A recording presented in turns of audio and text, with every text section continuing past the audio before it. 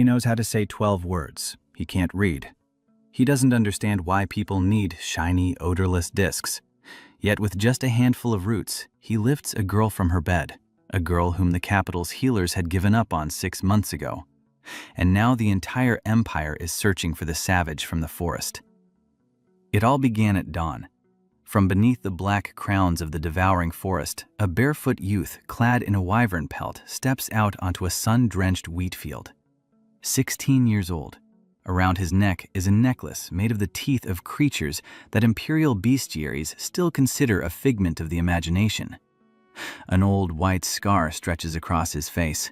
His eyes are the color of a winter sky, not cold, empty, like a well into which you throw a stone and cannot hear the bottom. No one has returned from this forest in 300 years. Heroes went into the thicket for glory and an SSS rank contract.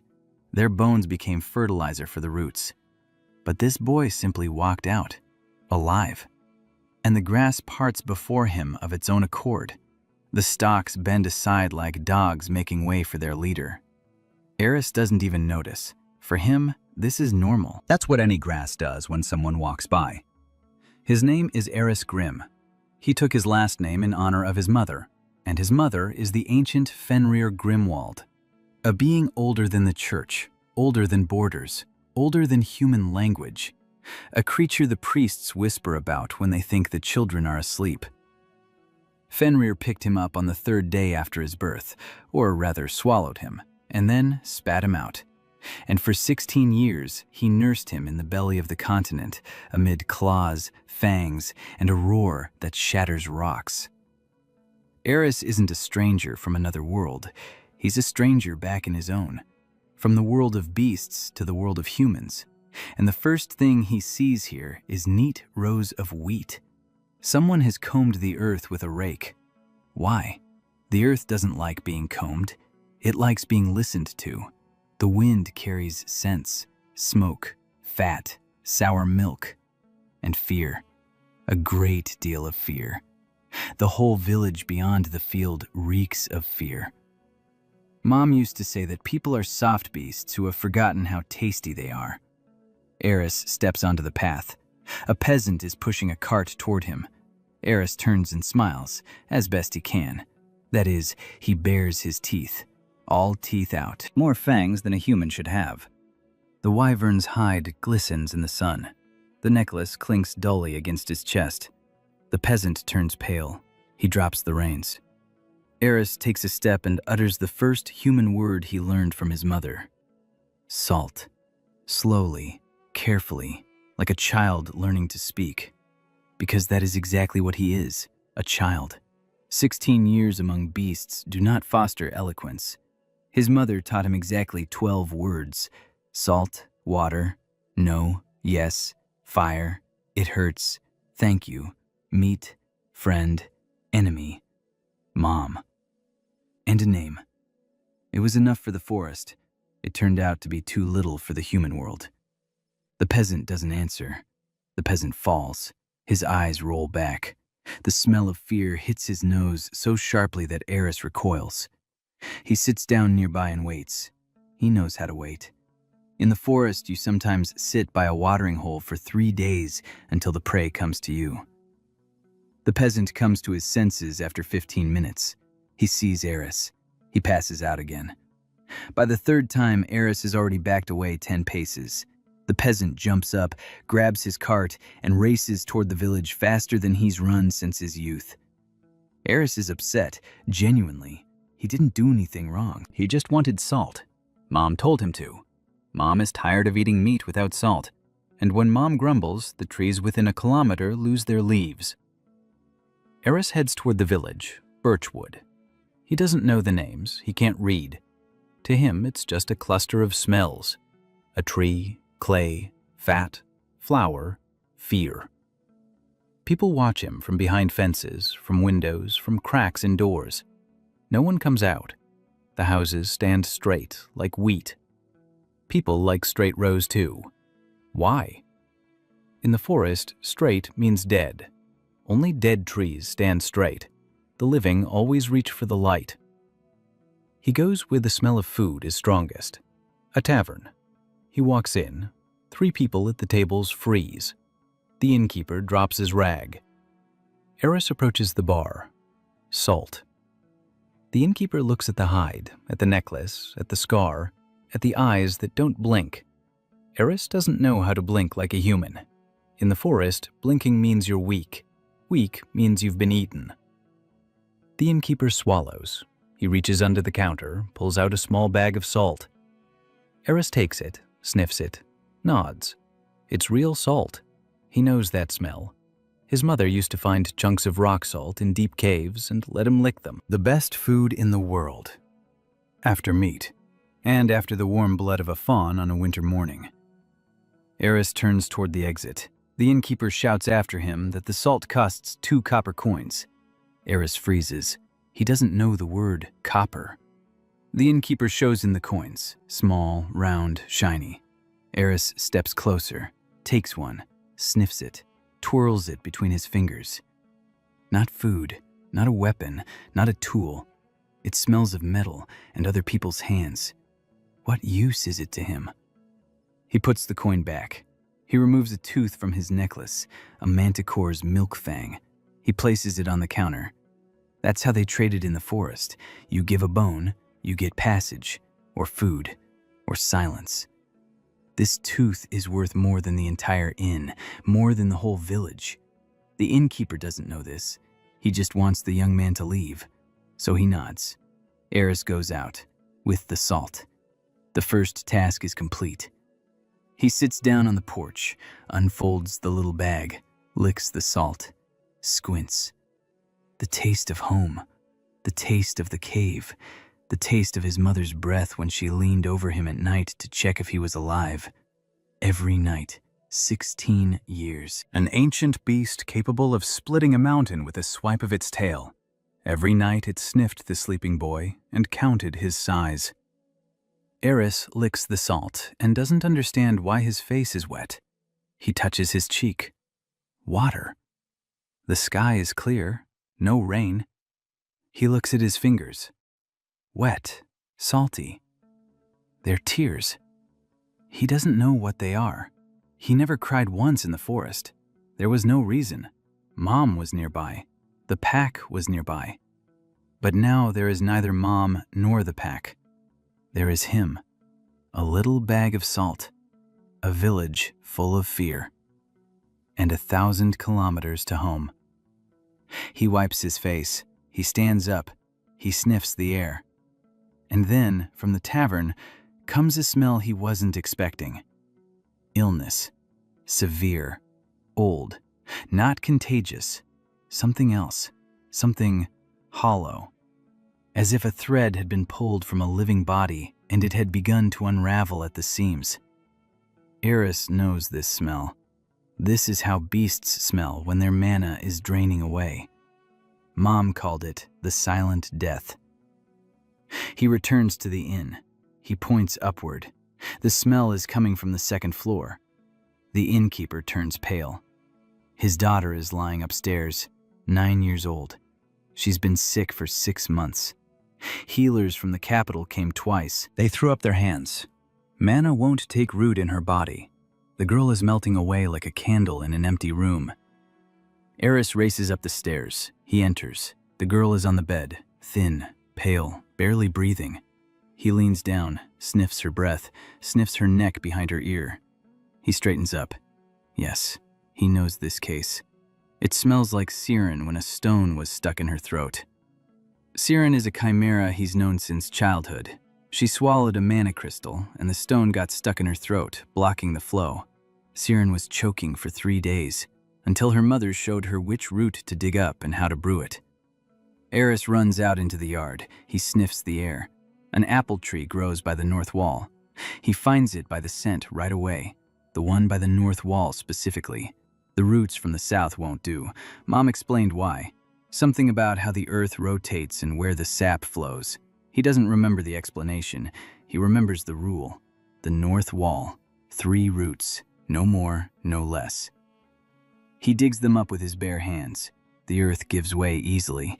It always gives way to him easily, as if it knows what he needs. He gestures for a cast iron pot and water. The innkeeper gives them without asking.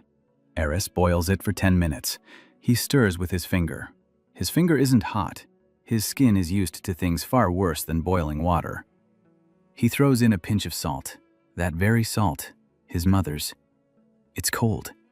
He stands up, lifts the girl's head, feeds her the broth by the spoonful. She swallows, weakly, but she swallows. Eris sits beside her until evening. Then he collapses onto the floor and falls asleep instantly, just like in the forest. One breath and sleep. Only the dead fall asleep slowly. In the morning, the girl opens her eyes. She looks at the sleeping young man on the floor and says she wants to eat, for the first time in 6 months. The innkeeper hears this from downstairs. He drops his mug. He flies up the stairs 3 steps at a time. His daughter is sitting there. Her eyes are open. Her cheeks are slightly pink. The innkeeper falls to his knees. Eris wakes up. He looks at the girl. He nods. The smell of illness has faded. In a week, it will be gone completely. He knows. Siren recovered in a week back then, too. The innkeeper offers him everything: food, a room, money, everything he has. Eris looks at him for a long time. Then he speaks, choosing each word slowly. You don't have what I need. I need a map to the place where the people who make patterned iron live. He's talking about the blacksmiths in the capital. Mom gave me a list: salt, a whetstone, thread, and a knife worthy of a man, not a beast. The innkeeper draws a map on a scrap of cloth. Eris can't read, but he understands maps. A map is the earth drawn from above, and the earth is the same in any language. Eris takes the cloth. He nods. He leaves. An hour later, all of Birchwood knows. A savage from the forest, in animal skins, with teeth around his neck. He cured Olt's daughter, just like that, with roots. What the capital's healers couldn't do. The rumor spreads along the road. By evening, they're talking about him in the neighboring village. By morning, in Linden, 100 kilometers away. By the end of the week, the first report lands on the desk of the Junior Secretary of Imperial Intelligence. A young man, 16 years old. He came out of the Devourer's forest, not a mana-bearer. Heals illnesses related to the Wither. The secretary reads the report 3 times. Twice he thinks it's a prank. On the 3rd time, he sends a request up the chain, marked urgent. Meanwhile, Eris is walking along the road north, barefoot, with a small bag of salt on his belt. The world seems strange to him. The roads are smooth. The trees stand alone, not in a wall. The birds aren't trying to kill him. Nothing is trying to kill him. It's suspicious.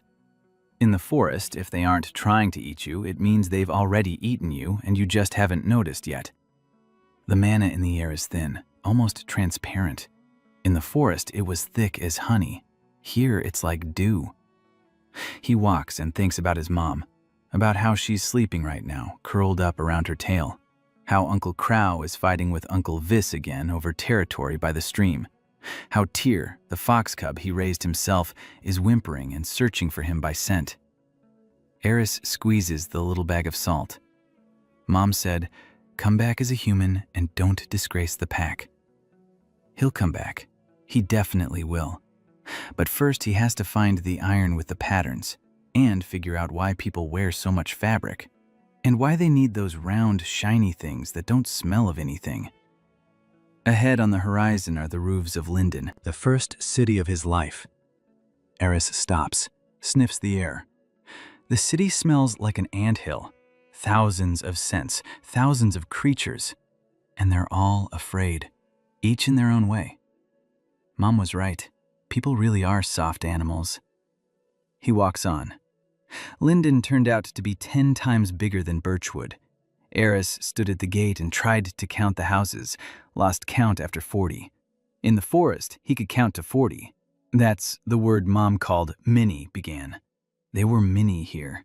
Walls of gray stone, a bell tower, a market from which the smells of sweat, fish, and fried dough wafted. And people. He had never seen so many people at once. They moved chaotically, jostling, shouting, waving their arms. Eris stood in the stream of people and tried to understand the logic of the movement. There was no logic. Even a herd of wild boars in the forest moved with more purpose. At least they had a leader. Here there was no leader. Everyone went wherever they wanted. It seemed like madness. Someone shoved him with their shoulder. Eris reflexively grabbed the man by the wrist. The man yelped. Eris's fingers tightened like a vice.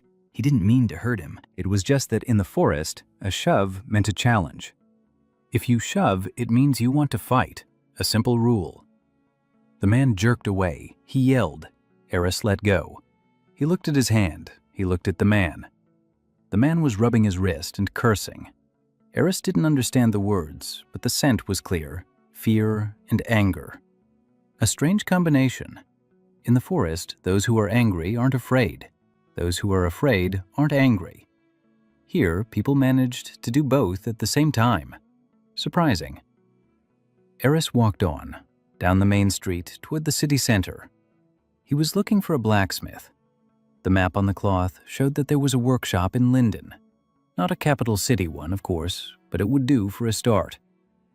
He sniffed the air, looking for the smell of red-hot iron and coals. He found it quickly. The smithy stood at the intersection of two streets. Smoke was coming from the chimney. It smelled right. Eris went inside. The blacksmith was a large man with scorched hands. He was forging a horseshoe.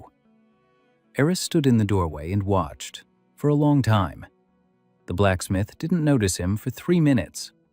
Then he turned around. He saw him. He flinched. Eris spoke a single word. Knife. The blacksmith looked at him. Eris made a gesture with his hand. A cutting motion. Knife. The blacksmith understood. He pointed to the wall where the finished blades hung. Eris walked over. He took one down. He turned it over. He sniffed the blade. He tested it on his fingernail. The blade slid right off and didn't even leave a mark. Eris put the knife back. He took another one. Same thing. A third. A fourth. All the knives were dull. Not by human standards, by his standards. The knife he used to butcher his prey in the forest was made from a shard of Fenrir's fang. That knife cut through stone like butter. These knives wouldn't even cut through the hide of a young wyvern. Eris put down the last knife and looked at the blacksmith with an expression the blacksmith interpreted as deep disappointment. The blacksmith took offense.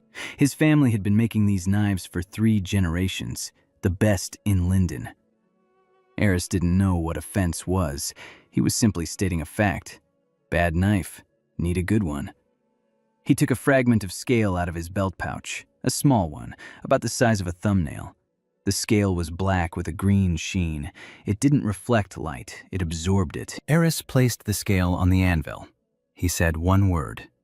This. The blacksmith leaned over. He touched the scale.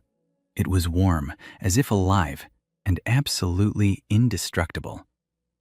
The blacksmith tried it with a hammer. The anvil cracked. The scale remained intact. The blacksmith sat down on the floor. He looked at Eris. He looked at the scale, then at Eris again. It was a scale from a leviathan, an SS rank creature, material from which one could forge a weapon capable of piercing a castle wall. A single shard was worth the duchy's annual budget. Eris didn't know that. To him, it was a scrap from his mother's dining table. Leviathan came to visit his mother once a season and always left scales on the floor, just like a dog sheds fur. Eris collected them in a little bag, like children collecting seashells on the shore. He collected the scales of ancient creatures. The blacksmith stood up. His hands were shaking. He said he couldn't work with this material. He had neither the tools nor the knowledge. Eris understood. A bad blacksmith with bad knives can't make a good knife. Logical. He took the scales, nodded, went out. A surprise awaited him on the street. A caravan of 5 wagons stood at the crossroads. The horses were nervous. They sensed Eris and didn't understand exactly what they were sensing, but they didn't like it. A merchant stood near the front wagon and was arguing with the guards. The guards were pointing toward the southern road and shook their heads. Eris sniffed the air. A scent was coming from the south, heavy, hot, sour. A manticore, an adult, hungry. It was 3 kilometers away and heading toward the city. A manticore is serious business. In the imperial bestiaries, it was listed as a B rank. Wings, a poisonous tail, fangs capable of biting through chainmail. For the guild hunters, a manticore was a worthwhile contract. For Eris, a manticore was a childhood memory. One of them had played with him when he was 3. He called her Aunt Mill. Aunt Mill loved it when someone scratched her behind the ear. This manticore was a stranger, not from his forest, smaller, weaker, and very hungry. A hungry beast is dangerous not because it is strong, but because it is foolish with hunger. Eris walked south along the road. He just walked, bare, unarmed. The caravan guards watched his back and didn't know what to think. The merchant shouted after him that it was dangerous out there. Eris didn't turn around. It's dangerous when Mom plays in the rain and the trees fall. One manticore isn't dangerous. It's boring. He found her half a kilometer from the road. She was standing on a hill, sniffing the air. Big, 2 meters at the withers, wings folded, tail with a stinger swaying. Eris stepped out into the open. He stood up. He looked her in the eyes. The manticore froze. Eris didn't move. He just stood there and watched. The manticore growled, low, deep. Eris didn't look away. The growl subsided. The manticore lowered its head, slowly, as if an invisible stone had been placed on its neck. Lower, lower, until its nose touched the ground.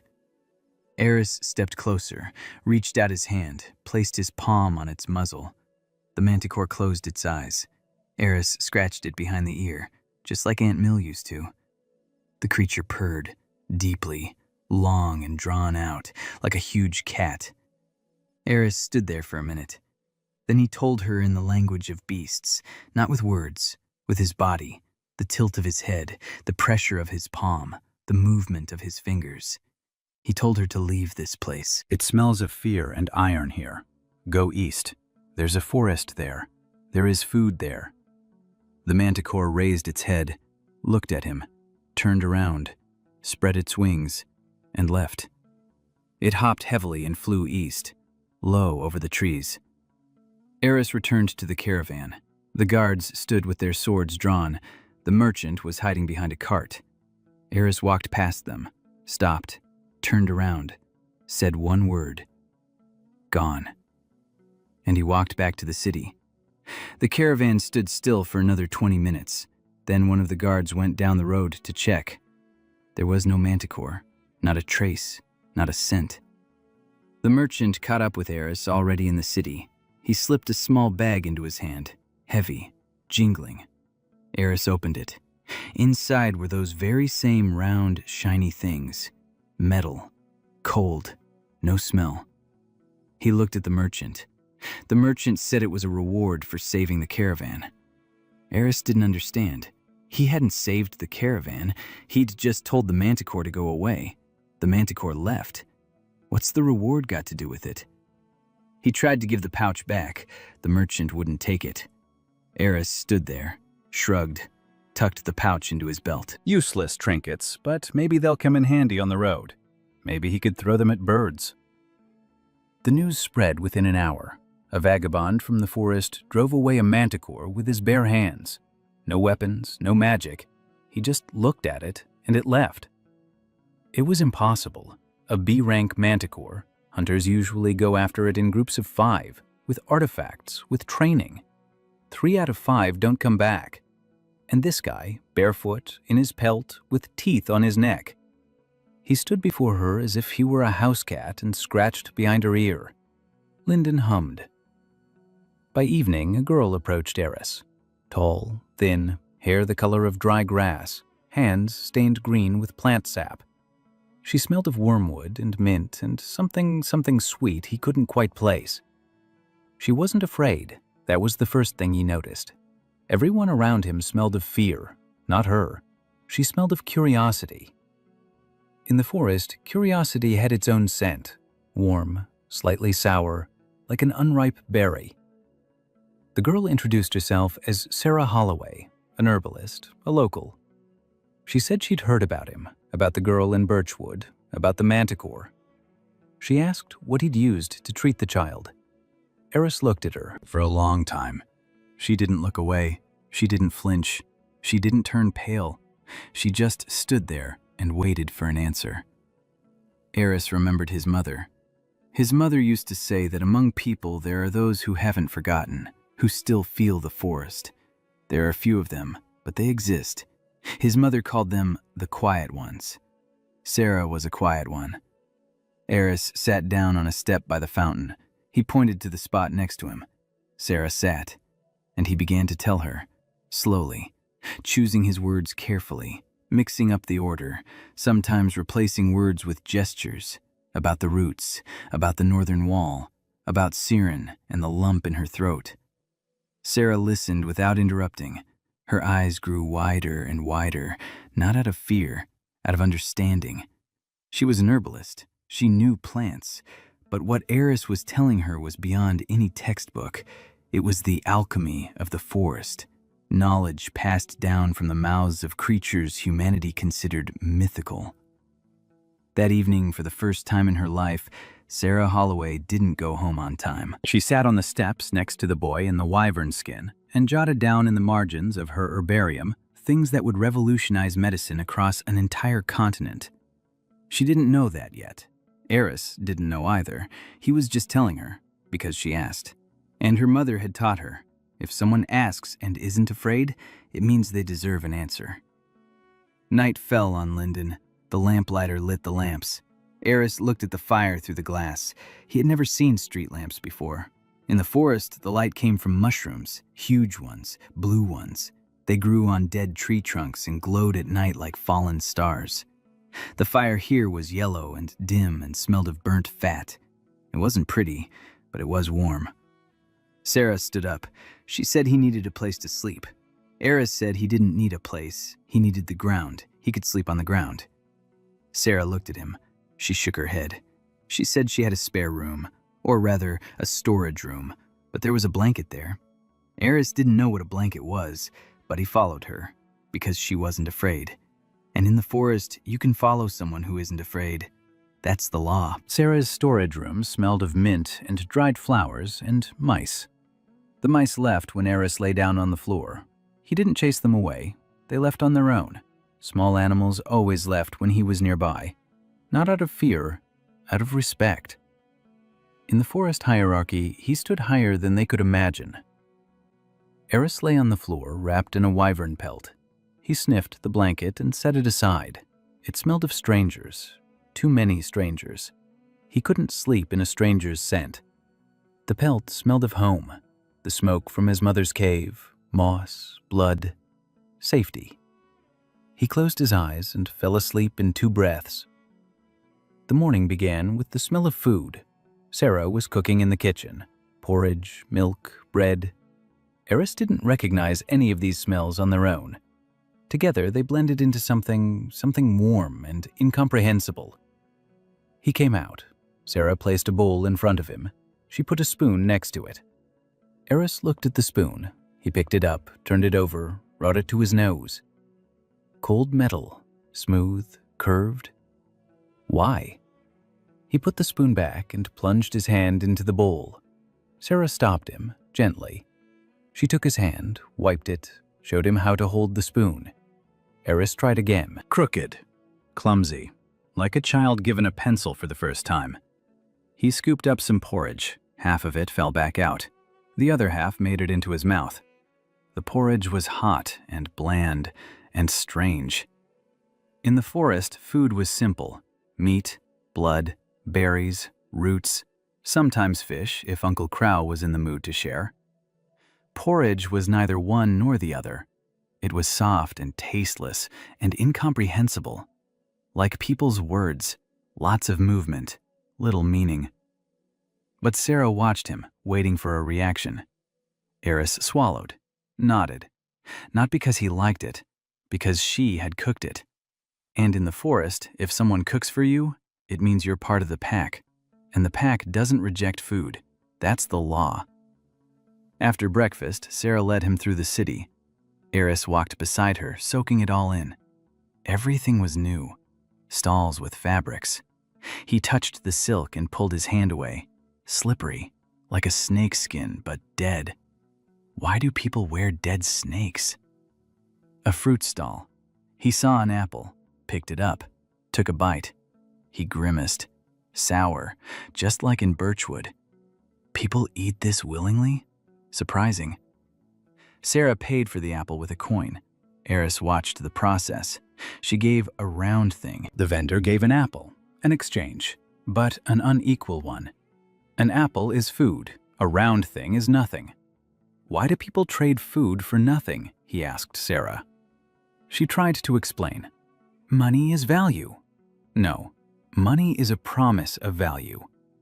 No, money is what everyone considers valuable because everyone else does too. Eris listened very carefully. Then he said it was the silliest thing he'd ever heard in his life. In the forest, if you want meat, you hunt. If you want a pelt, you skin it. If you want to cross someone else's territory, you leave a bone at the border. A bone is a thing. It smells. It's real. Little round things don't smell, so they're not real. So people are deceiving each other every day, willingly, on a massive scale, and no one is outraged. Sarah didn't know how to respond. They were walking past the square when Eris stopped. His nostrils flared. He turned his head, abruptly, like a beast. To the left of the square stood a house larger than the others. Stone, 2 stories, a flag with a coat of arms. A smell was coming from the house. Not of sickness, something else. The smell of blood. Someone else's blood on hands. Many hands. An old smell ingrained in the walls, and a fresh smell on the threshold. Sarah said it was a branch of the Hunters Guild. Eris didn't know what a guild was. Sarah explained. People who kill beasts for money. Eris stared at the building for a long time. Then he asked why. Sarah said that beasts attack people. Eris asked if people attack beasts. Sarah fell silent. Eris walked toward the building. It was noisy inside. A long hall with boards on the walls. On the boards were pieces of paper with writing. Contracts. Eris couldn't read them, but he could smell them. The papers smelled of ink and greed and fear. People in armor and leather sat at the tables. Hunters. They smelled of sweat and metal and the blood of beasts. Some smelled of their own blood. Wounds, fresh and old. Eris stood in the doorway. The conversations died down. The hunters looked at him. A wyvern pelt, a necklace of teeth, a scar, bare feet, eyes that didn't blink. One of the hunters stood up, a big one, with an axe on his back. He approached. He looked down at him. He asked who he was and what he wanted. Eris looked up at him. He was a head shorter, 30 kilos lighter, unarmed, and completely calm. So calm that the hunter took half a step back, instinctively, without understanding why.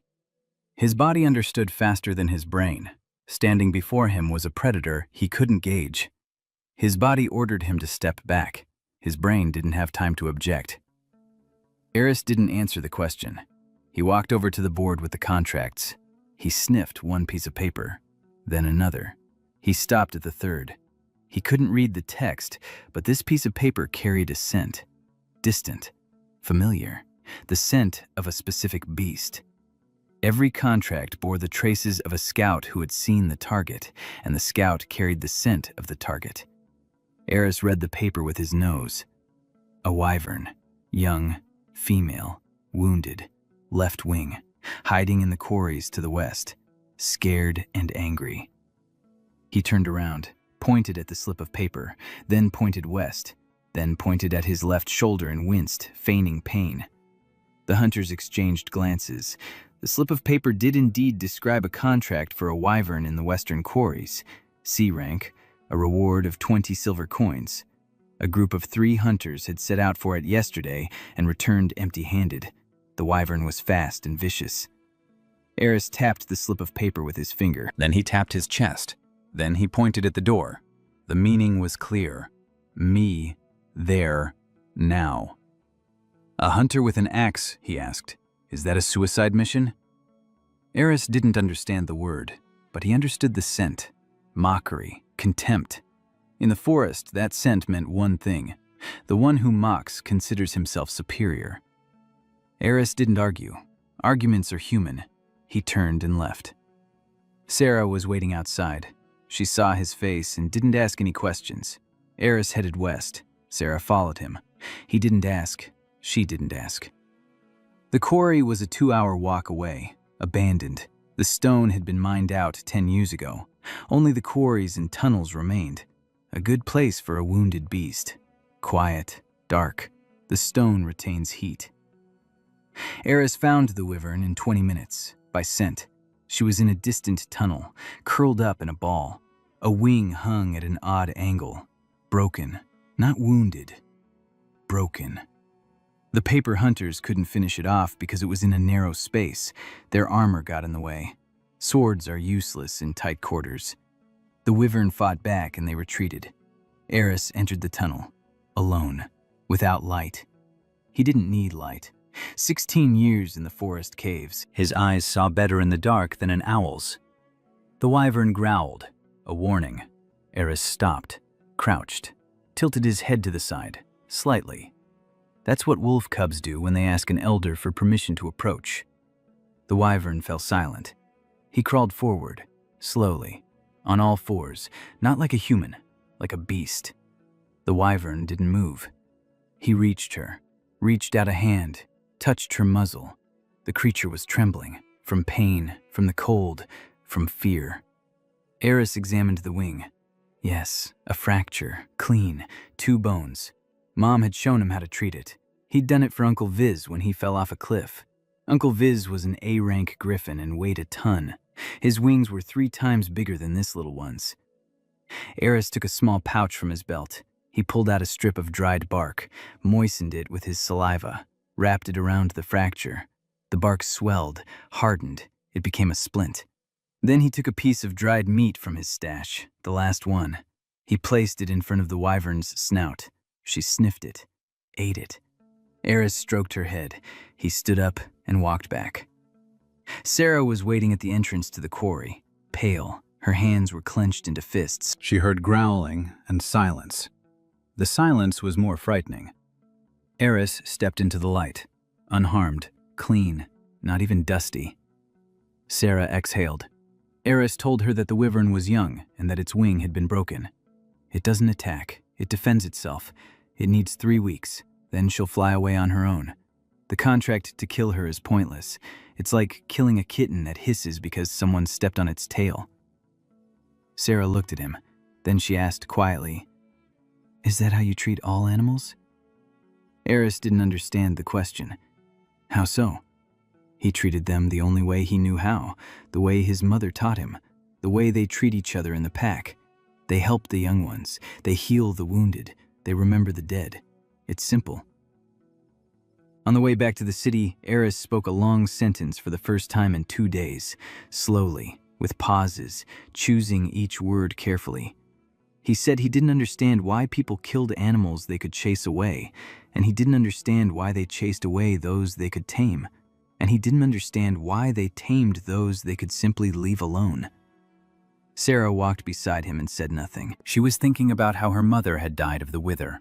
Her mana had left her body overnight, the best herbalist for 100 kilometers, and she couldn't help at all. She thought about how this boy heals the beasts that everyone else tries to kill. And she thought that maybe the world is sick, not because mana is fading away, but because people have forgotten how to treat what surrounds them. A crowd was waiting for them in Linden. Hunters from the guild followed and discovered that the wyvern was alive, with a splint on its wing, and it wasn't attacking. The senior hunter stood at the guild gates, his face red.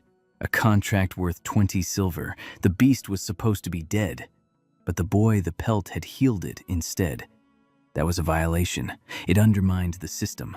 If every vagabond started healing monsters instead of killing them, the guild would be out of work.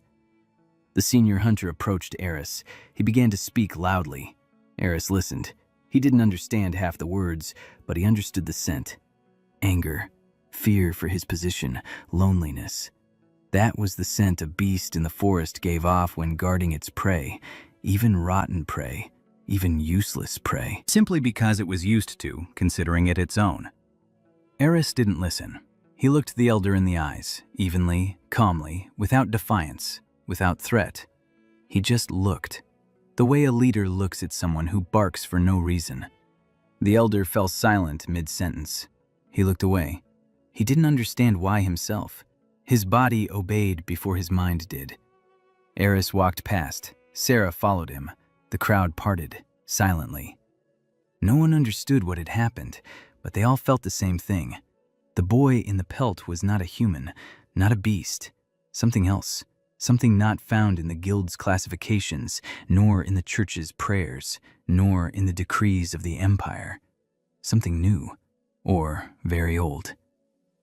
Eris lived with Sarah for 5 days. For 5 days he learned to be human. The results were modest. He mastered the spoon on the 2nd day. He held it strangely, like a knife. But the food made it into his mouth, and that counted as progress. He rejected the fork entirely. 4 sharp prongs on a stick, a weapon, not a tool for eating. He tried to hurl it at the wall 3 times before Sarah hid all the forks in the house. He rejected the clothes, too. Sarah bought him a shirt, white, linen. Eris put it on, stood there for a minute, took it off, said it prevented his skin from breathing, and that in battle the fabric would slow him down by 0.3 of a second. Sarah asked what kind of battle. Eris looked at her as if she'd asked why one should breathe.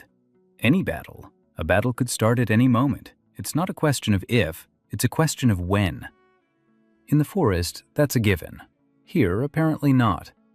People walk around in clothes and aren't afraid that the fabric will slow them down.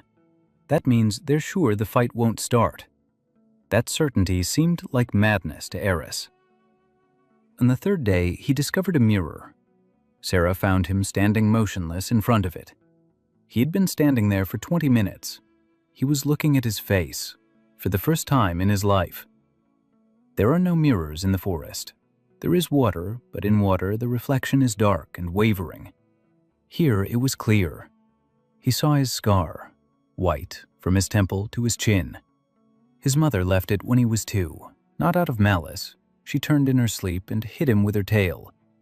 Fenrir's tail weighs as much as a house. Eris survived. The scar remained. He touched it with his finger and didn't understand why people reacted to it.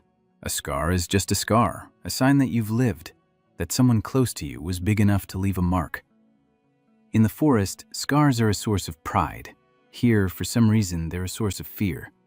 He saw his own eyes, a winter sky, light, almost transparent. Mom used to say he had the eyes of his real mother, the one, the human one. The one who gave birth to him and gave him away. Didn't abandon him, gave him away. Mom knew the difference between those things. To abandon means not to want. To give away means to want, but not to be able to. Eris believed Mom. Mom doesn't lie, except when she's worried. On the 4th day, something important happened. Eris was sitting in the backyard, sharpening his knife. A knife made from Fenrir's fang. The only thing he'd taken from the forest, besides the pelt, the necklace, and the pouch of scales.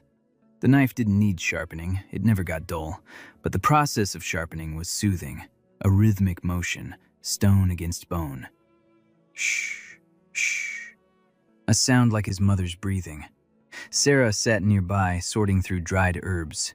They were silent, comfortably silent. In the forest, silence is a form of trust. If you are silent next to someone, it means you do not consider them a threat.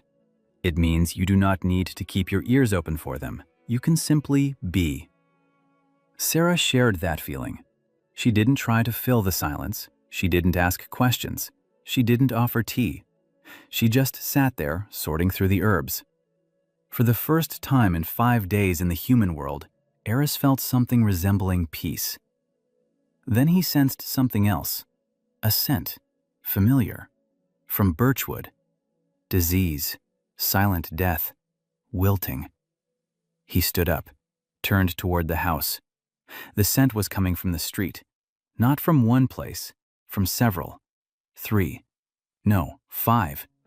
No, more. He went out into the street. He walked through the town, sniffing the air. Sarah followed him. Eris stopped at houses, pointed, here and there. Sarah turned pale. She knew these houses, knew who lived in them. Old Henrik on Mill Street, the Thorn twins on Market Square, Widow Claire behind the church, little Pete from the Baker's family. They were all on their feet. They all looked healthy, but Eris shook his head. No, they reek of emptiness. The mana is fading, quietly, slowly. They don't know yet. In a month, they'll find out. In 3, they'll fall. In 6. Eris didn't finish. Sarah finished for him. In 6, they'll die, like her mother.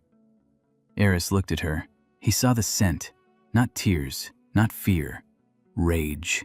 The quiet, cold rage of a man who had already failed to help once and now watched it happen again. Eris reached out his hand, not to embrace, not to comfort. He knew how to do neither.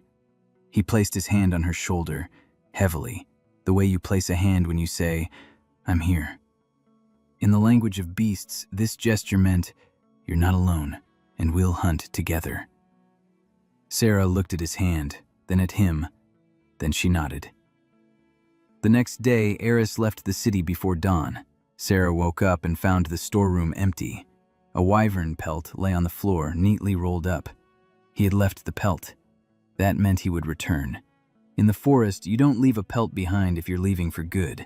A pelt is a home. A home waits for its owner. Eris went into the forest, not the forest of devourers, an ordinary forest south of Linden.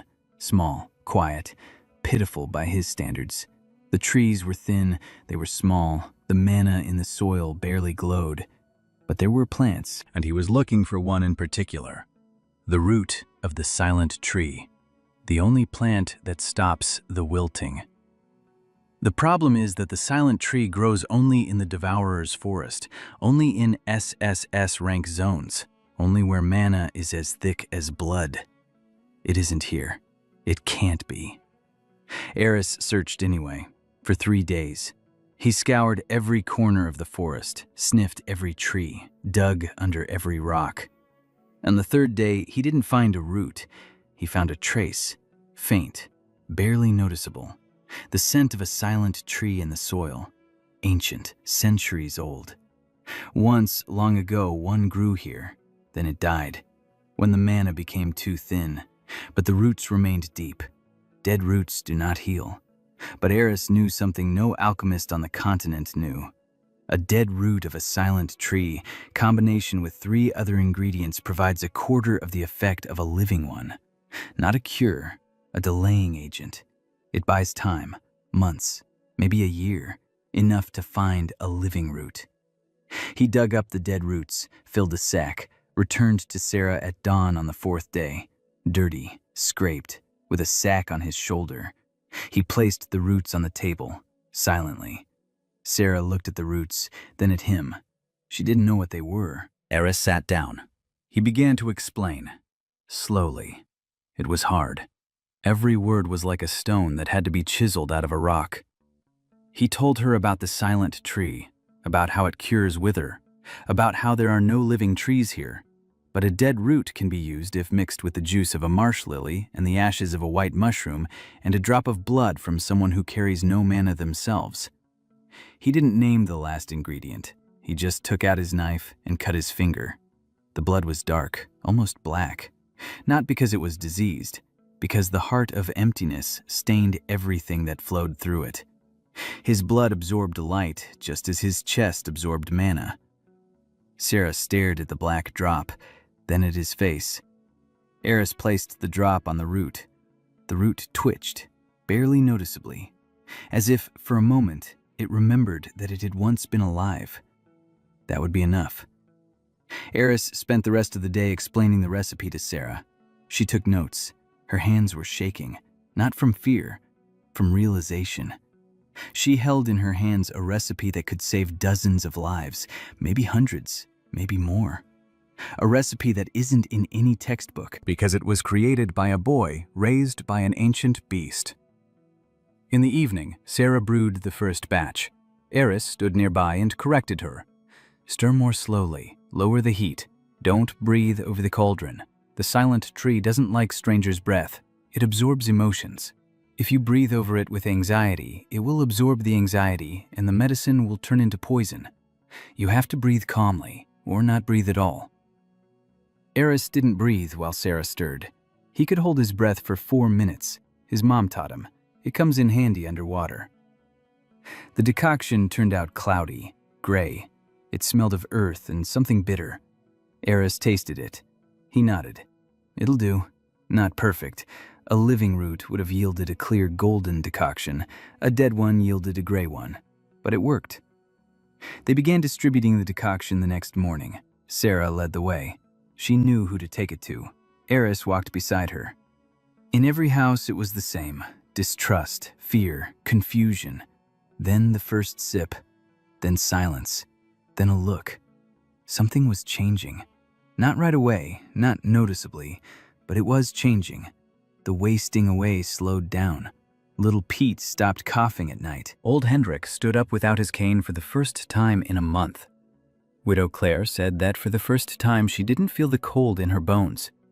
By the end of the day, there was a line at Sarah's door. Not of the sick, of those who had heard there was a cure. Rumors in a small town travel faster than the wind. By evening, Eris was sitting on the porch, licking salt. Sarah sat beside him. She was looking at her hands, the very hands that had failed to save her mother. Today, those hands had saved 7 people. Perhaps. So far, they'd only slowed it down, but slowing it down meant buying time, and time meant hope. Eris said nothing. He took a bundle of dried herbs out of his pocket. He placed it on her lap, quietly. She looked at it. These were the very herbs she had run out of 3 days ago. She hadn't told him about it. He remembered by the smell. Her workshop smelled of these herbs, and he noticed when the scent disappeared. Sarah clutched the herbs in her hands. She sat like that. Then she said thank you. Eris nodded. For him, it wasn't anything special.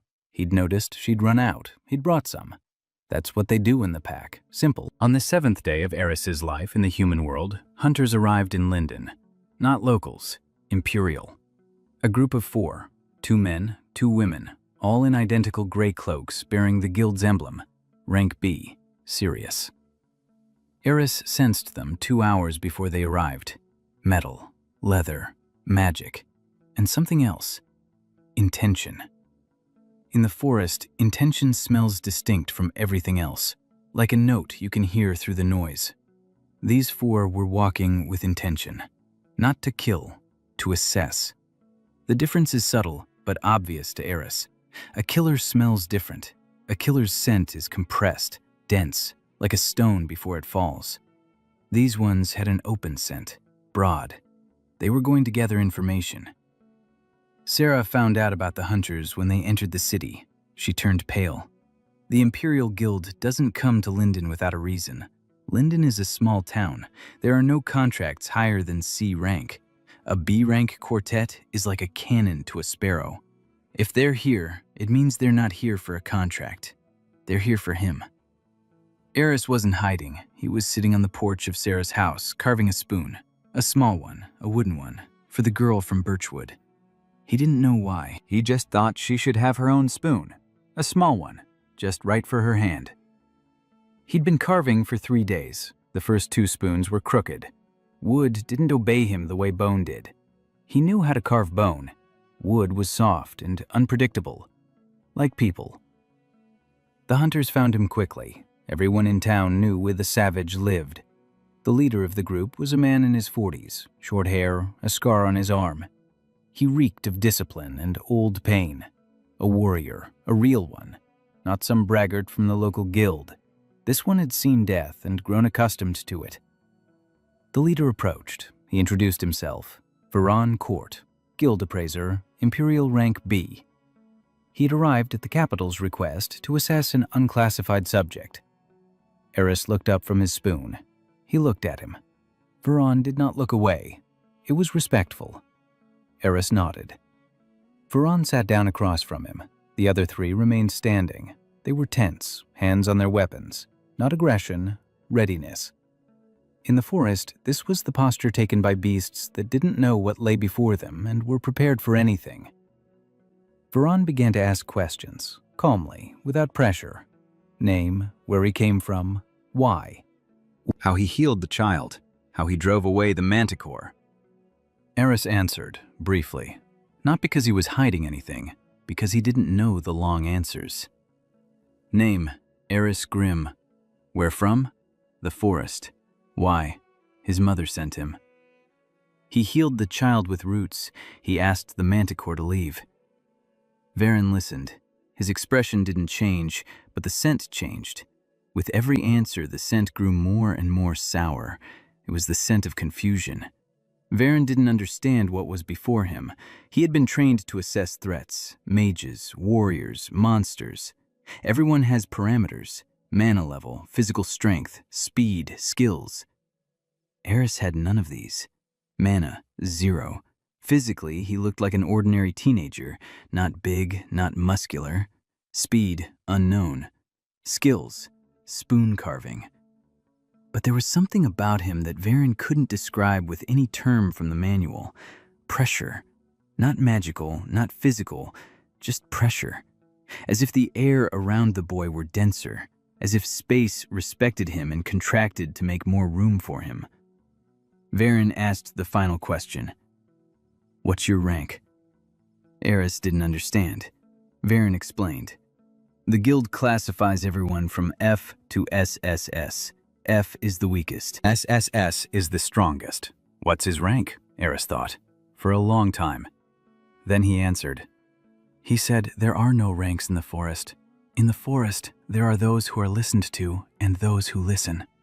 Everyone listens to Mom. Everyone listens to him except Mom. Varan processed this information. His face twitched for the first time. Mom is Fenrir Grimwald, SSS rank. A creature the guild considers the #1 threat on the continent. A contract for his destruction has been hanging for 1,000 years. The bounty on Fenrir's head is an entire principality, and the boy standing before him had just said that everyone in the forest listened to him except for that creature. Varan stood up. He thanked him. He said he would write a report. Eris nodded and went back to his spoon. He wasn't interested in reports. He was interested in the spoon. It was still crooked. Varan walked back to his group. One of the women asked quietly what the assessment result was.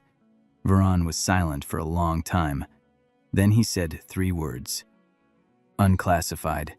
Danger undetermined. The group left Linden 2 hours later. The next morning, in the capital of the Empire, a report landed on the desk of the head of the guild's analytical department. A young man, 16 years old, emerged from the Devourer's forest.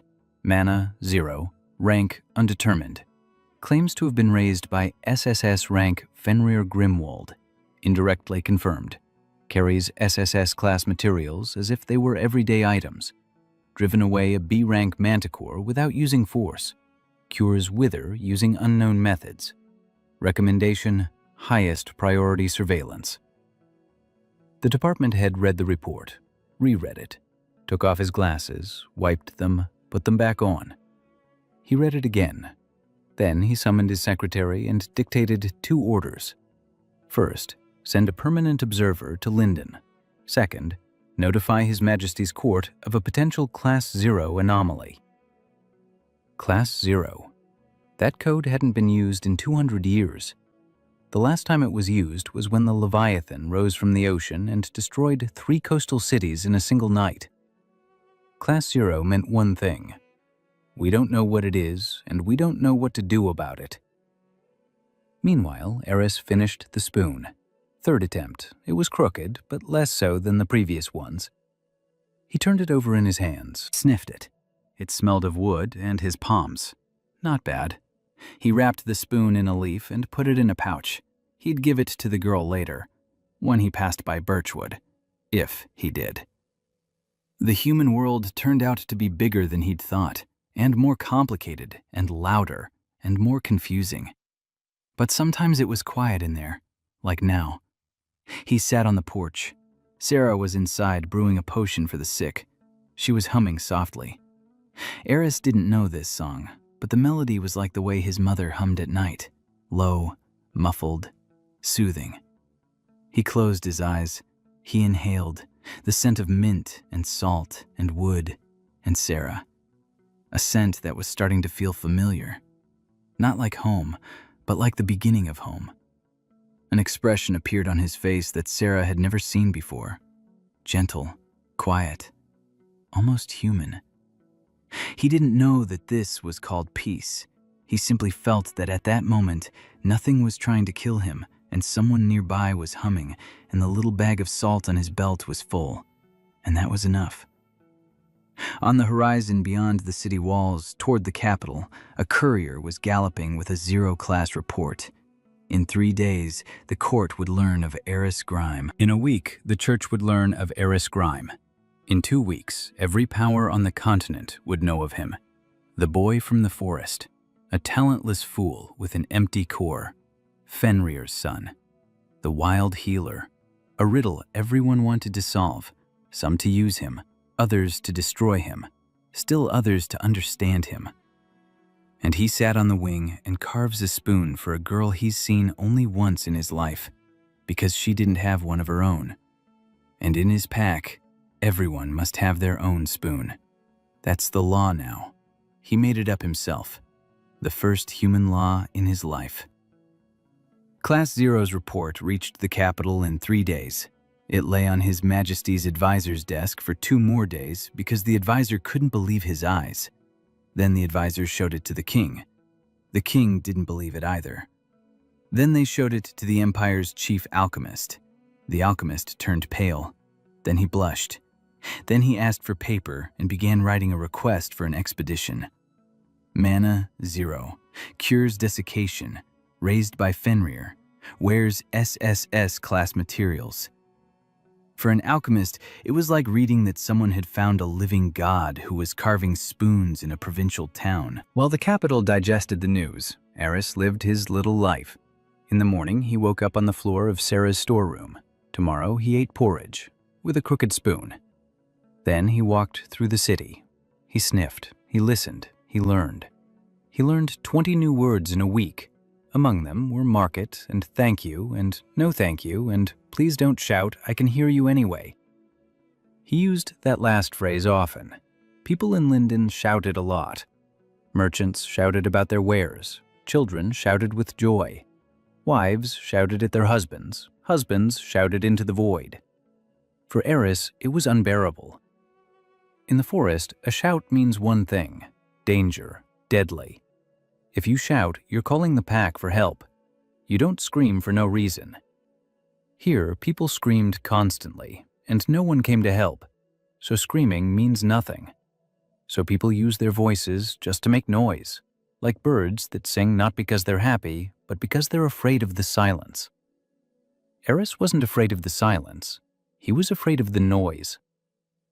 On the 10th day, a caravan arrived from the capital of the Duchy of Cardwin. A large one, 12 wagons, guards, flags. Eris stood in the square and watched. The caravan carried fabrics and spices and something else, something that smelled different, not goods. A person, a specific person in a closed carriage in the middle of the caravan. The scent came from there, young, female. It smelled of ink and paper and metal and fear. Not ordinary fear, an old fear, familiar, like clothes worn for so long that you stop noticing them. The carriage stopped at City Hall. The door opened. A girl stepped out. 17 years old, dark hair pulled back into a neat bun, an expensive but not flashy dress, gray with silver. Around her neck was a thin chain with a coat of arms. Her eyes were hazel and sharp. She surveyed the square the way Eris would survey an unfamiliar clearing, quickly, intently, noting the exits and the dangers and the number of people and the distance to the nearest cover. Eris recognized that look.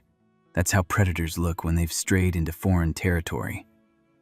Her name was Ivy Cardwin Ashton, heiress to the duchy. She hadn't come to Linden for fabrics. She'd come for him. The Duchy of Cardwin bordered the Devourer's forest. For the past 3 years, the duchy's lands had been drying up faster than the rest. Harvests were failing. Mana was draining from the soil. Children were being born with dim cores. The Cardwan-Ashton line was on the brink. Not financially, magically. An heiress without a strong core is no heiress, and Ivy's core was weak, dull, like a dying candle. Her father, Duke Cardwan, knew this. All her life, he had been preparing his daughter for a political marriage, an infusion of blood from a strong house, the only way to preserve the title. Ivy hated this plan, every detail of it, but she had no alternative. Until she heard about the boy from the forest who cures the wither. She came on her own, without her father's permission. She took a caravan under the pretext of a trade inspection. Her father would find out in a week. By then, she planned to have already obtained what she came for. A cure, an ally, or at least information. Ivy found Eris an hour later, not because she was looking for him, because he was standing in the middle of the square eating a raw carrot he'd snatched from the caravan's cart. He didn't steal it. He didn't understand the concept of theft. The carrot was lying there. He was hungry. He took it. In the forest, food belongs to whoever finds it first. Here, the rules were different. A caravan guard grabbed his arm. Eris looked at the guard. The guard let go. His fingers unclenched on their own. Like in a dream when you try to hold on to something but your hand won't obey. The guard took 3 steps back. He turned pale. He didn't understand why. Ivy saw it. Everything, from start to finish. She saw how the 4th-rank guard lost control of his own body simply from the gaze of a barefoot teenager holding a carrot. She approached. Eris looked at her, sniffed the air. Ink, paper, metal. Fear as old as clothes. And something else. Beneath the fear, deep down, almost invisible. Stubbornness. The vicious, desperate stubbornness of one who refuses to give up even though everyone around him has already given in. Eris knew that scent. That's how the little fox cub Tyr smelled when a pack of jackals cornered him. Tyr was 3 times smaller than any of them, but he growled. He bared his teeth. He didn't back down, because behind him was the den with his brothers. Eris had driven the jackals away then. Tyr had slept at his feet for 3 nights in a row afterward, not out of gratitude, out of exhaustion. When you stop being strong, you fall asleep next to the one you trust. Ivy introduced herself, by her full name, with her title, with her coat of arms. She was used to that a title made an impression. Eris listened. The words were long and incomprehensible. Duchy, Eris, Cardwan-Ashton. He didn't understand a thing. To him, she was a girl who smelled of stubbornness and was afraid but didn't show it. Ivy quickly realized that titles were useless. She got down to business. She said she knew about his ability to cure the wither. She said her lands were dying. She said she needed his help. Eris chewed on a carrot and listened. Then he asked one thing. "Where does it hurt?" Ivy froze. She had been preparing a speech, arguments, proposals for an exchange of services, political leverage. She had a 12-point plan. Eris asked where it hurt, just as a doctor asks a patient, simply and directly. Ivy hadn't expected simplicity. She'd forgotten how to speak simply. Since she was 10, every word had been a chess move. Every phrase hid 3 meanings. And here he was, standing barefoot with a carrot, asking where it hurt. She answered, "Everywhere." Ivy stopped short. She hadn't intended to tell the truth. The truth wasn't part of the plan. But the words just slipped out. Everywhere. The earth hurts. People hurt. She hurts. Her people hurt. Everything hurts. And it's been hurting for a long time. And it hurts badly. And she's tired of pretending she's coping. Eris nodded, finished the carrot, said he'd take a look. Ivy didn't understand. Look at what? Look where? Eris was already walking, toward her carriage. Ivy followed him. The guards tensed. Eris approached the carriage. He placed his palm on the wooden side. He closed his eyes. He stood there for a minute. The carriage was made of cardvan wood. He could sense it. The wood remembers the land where it grew. That land smelled of dryness, dust, dying, like the forest on bad days when Mom is sick and everything around falls silent. Eris opened his eyes. He looked at Ivy, seriously, heavily. He said that her land wasn't just drying up, it was being drained. Someone was drawing mana from the soil, actively, purposefully. This wasn't a disease, it was theft. Ivy turned pale. She had suspected it for a long time, but suspicion and confirmation are two different things.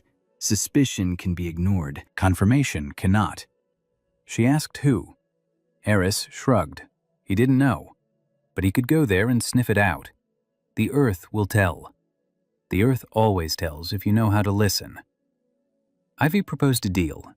He goes to Cardwin, inspects the lands, helps however he can.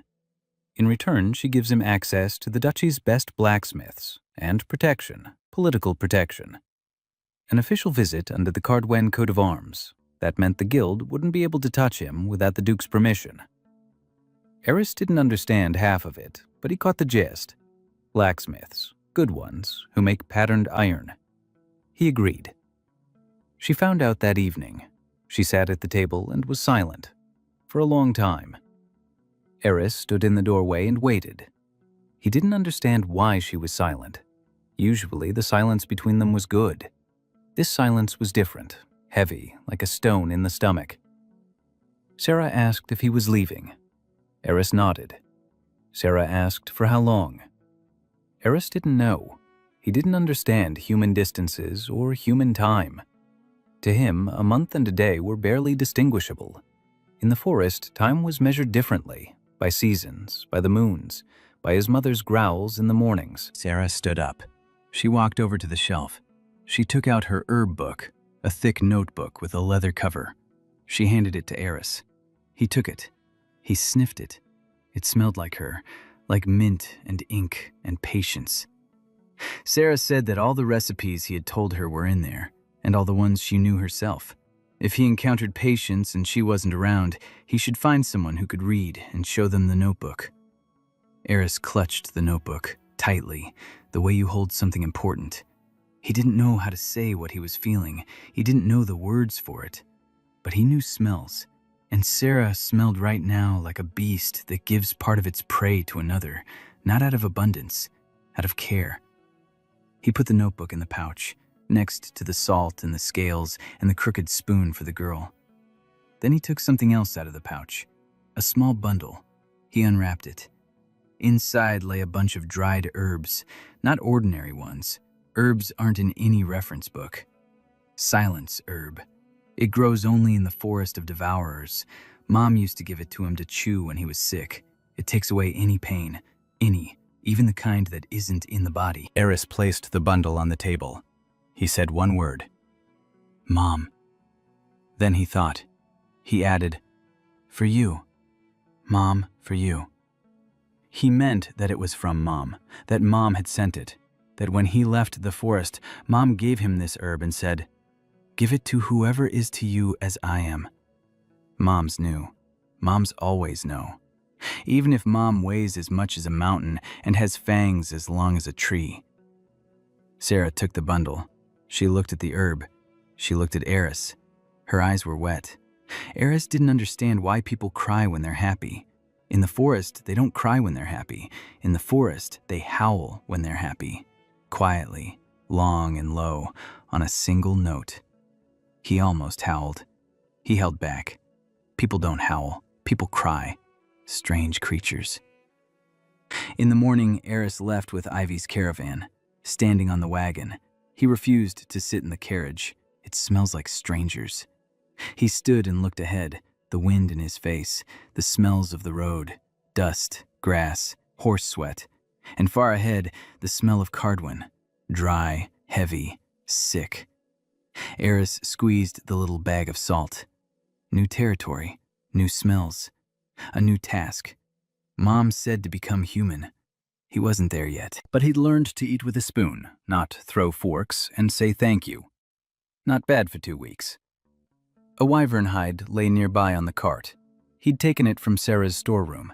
The hide smelled of mint. It hadn't smelled that way before. Now it did. Sarah's scent had seeped into the hide over 10 days. Eris held the hide to his face. He inhaled. Mint and home. 2 scents that now meant one thing. The journey to Cardwin took 6 days. Eris spent 6 days on the cart learning to talk with Ivy. It was harder than talking with Sarah. Sarah spoke simply, in short phrases, and she was silent when there was nothing to say. Ivy was never silent. She spoke constantly, fast, sharp, every word sharpened like a dagger.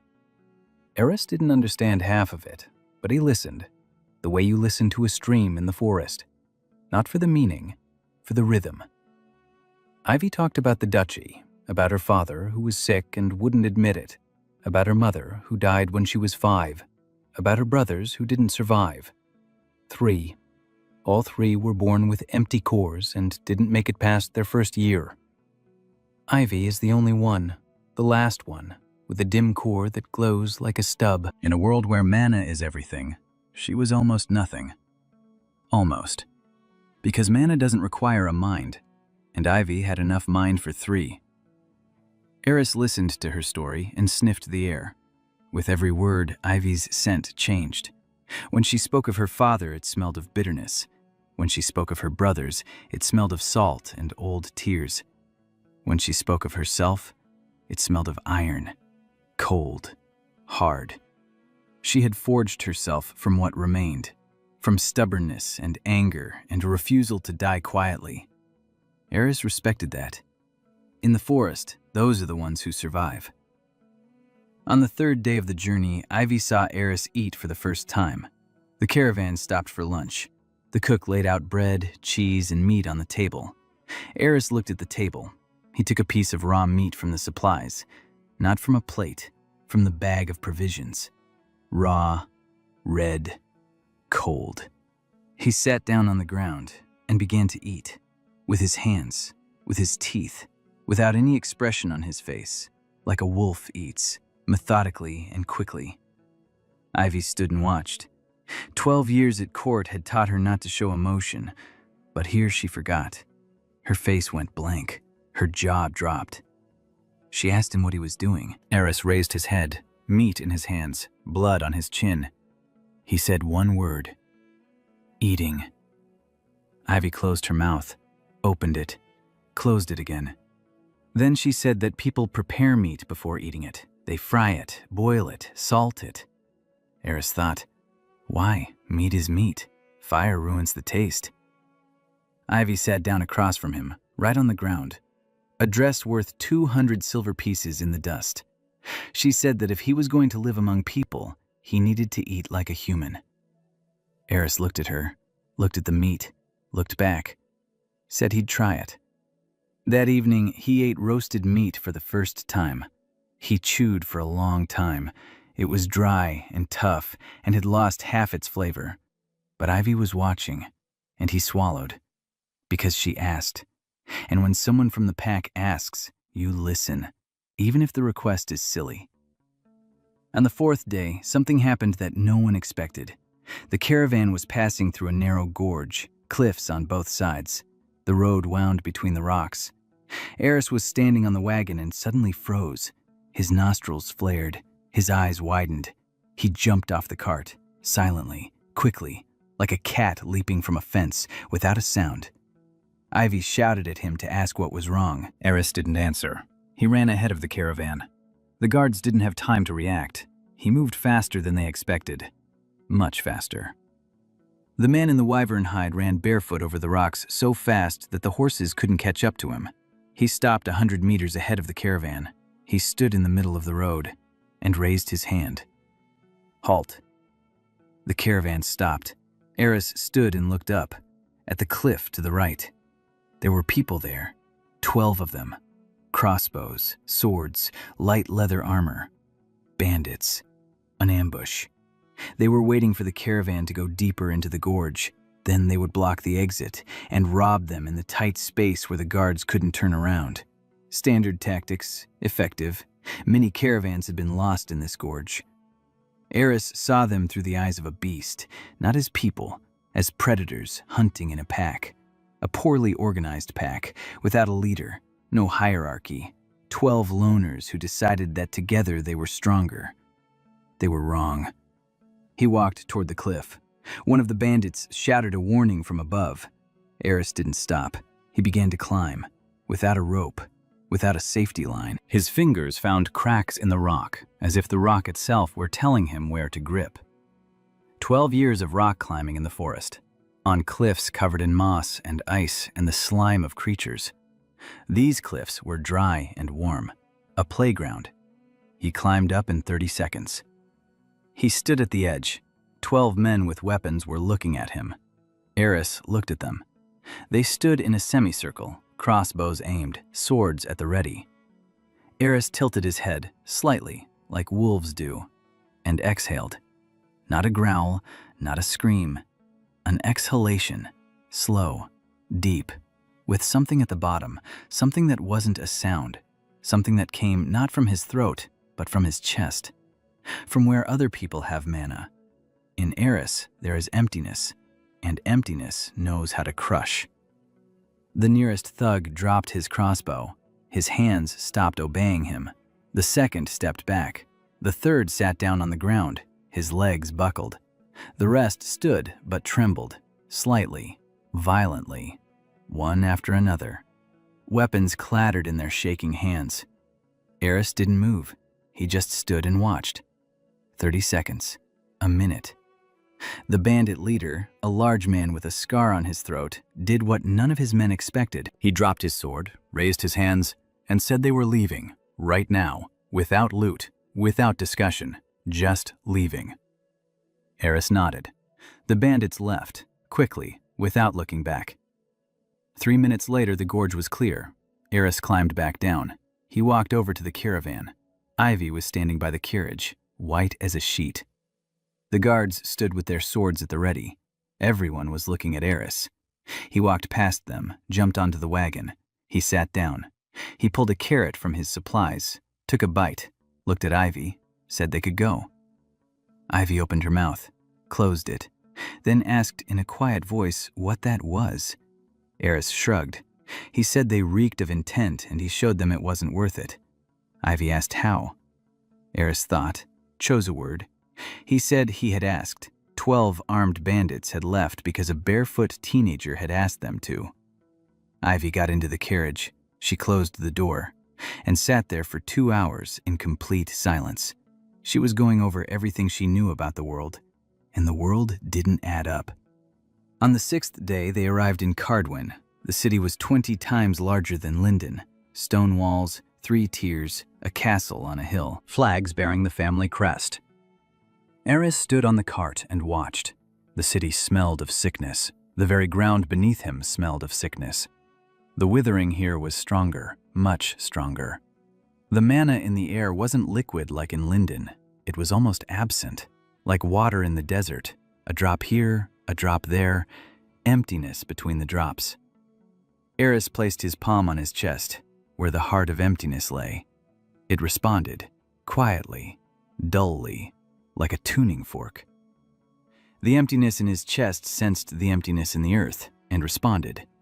Eris clenched his fist. It was unpleasant, as if someone were pulling at your ribs from the inside. Ivy noticed. She asked what was wrong with him. Eris lowered his hand. He said the city was hungry. Ivy didn't understand. Eris pointed at the ground. The city is hungry. The earth is hungry. Everything is hungry. Someone took the food. Ivy understood. This time she understood right away. They rode through the gates. Cardwin Castle had stood on the hill for 300 years. The stone walls were gray and sturdy and smelled of time. Eris stood in the main hall and looked up. The ceiling was lost in the darkness. Columns as thick as a tree. Tapestries on the walls. Portraits of men and women with identical sharp chins. The Cardwin Ashton family, generation after generation. All of them were looking down, at Eris. He looked at them. They smelled of dust, dead, long ago. Duke Cardwin sat in an armchair by the fireplace, a large man, once strong, now thin, gray skin, sunken eyes. He smelled just like the earth surrounding the city, dryness, emptiness, fading mana. The Duke was drying up too. Eris understood this from his first breath. Ivy introduced Eris to her father. The Duke looked at the boy in the fur and said nothing. His advisors stood behind him and whispered, "Savage, vagabond, charlatan." Eris heard their whispers and smelled their scent. Greed, contempt, and fear. Always fear. The Duke asked what the boy could do for his lands. Eris looked at him, then at Ivy, then back at the Duke. He said that, for starters, he needed to go outside the walls and touch the earth. The Duke raised an eyebrow. Touch the earth. Eris nodded. The advisors whispered louder. The Duke raised his hand. Silence. He said, "Let him touch it." Eris left the castle. He walked down the hill. He reached the field beyond the wall. The field was empty. Yellow, dry grass. Not a single ear of grain, not a single sprout. The earth was cracked, like an old man's face. Eris knelt down. He placed his palms in the ground. He closed his eyes and listened, just as his mother had taught him. Not with his ears, with his whole body, with his skin, with his bones, with the emptiness in his chest. The earth spoke, quietly, faintly, like a dying beast. It said it was in pain, that something was being pulled from it, for a long time, deeply, through something that runs beneath the earth, far away, to the south. Eris listened for 10 minutes. Then he stood up, hands in the ground, face motionless. He turned toward the south. 200 kilometers away stood the city of Valaris, the capital of the Holy Empire, the heart of the Church of the Bright Mother. And at the center of that heart sat a man who for 3 centuries had been drinking mana from the earth like a tick drinks blood from a dog. Eris didn't know that yet. He knew the direction, south, and he knew the smell. Old, greedy, human.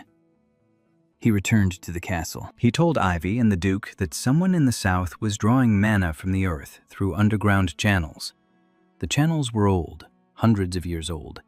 They were like the roots of a dead tree that prevented the living from growing. They needed to be cut. The Duke asked how. Eris said he knew of one way.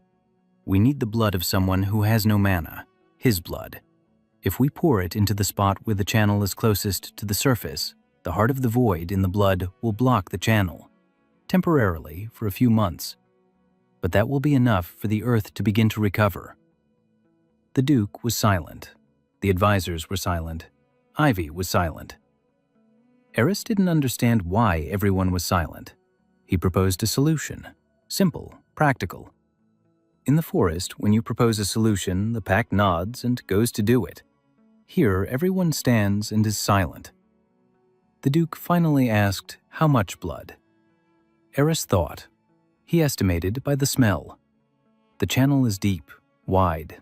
A lot is needed. He said about a cup, every day, for a week. The Duke turned pale. A cup of blood a day is dangerous for a human. Eris shrugged. He'd lost more when Uncle Crow accidentally stepped on him in the dark. For him, a cup of blood was a scratch. His body healed quickly, not magically, biologically.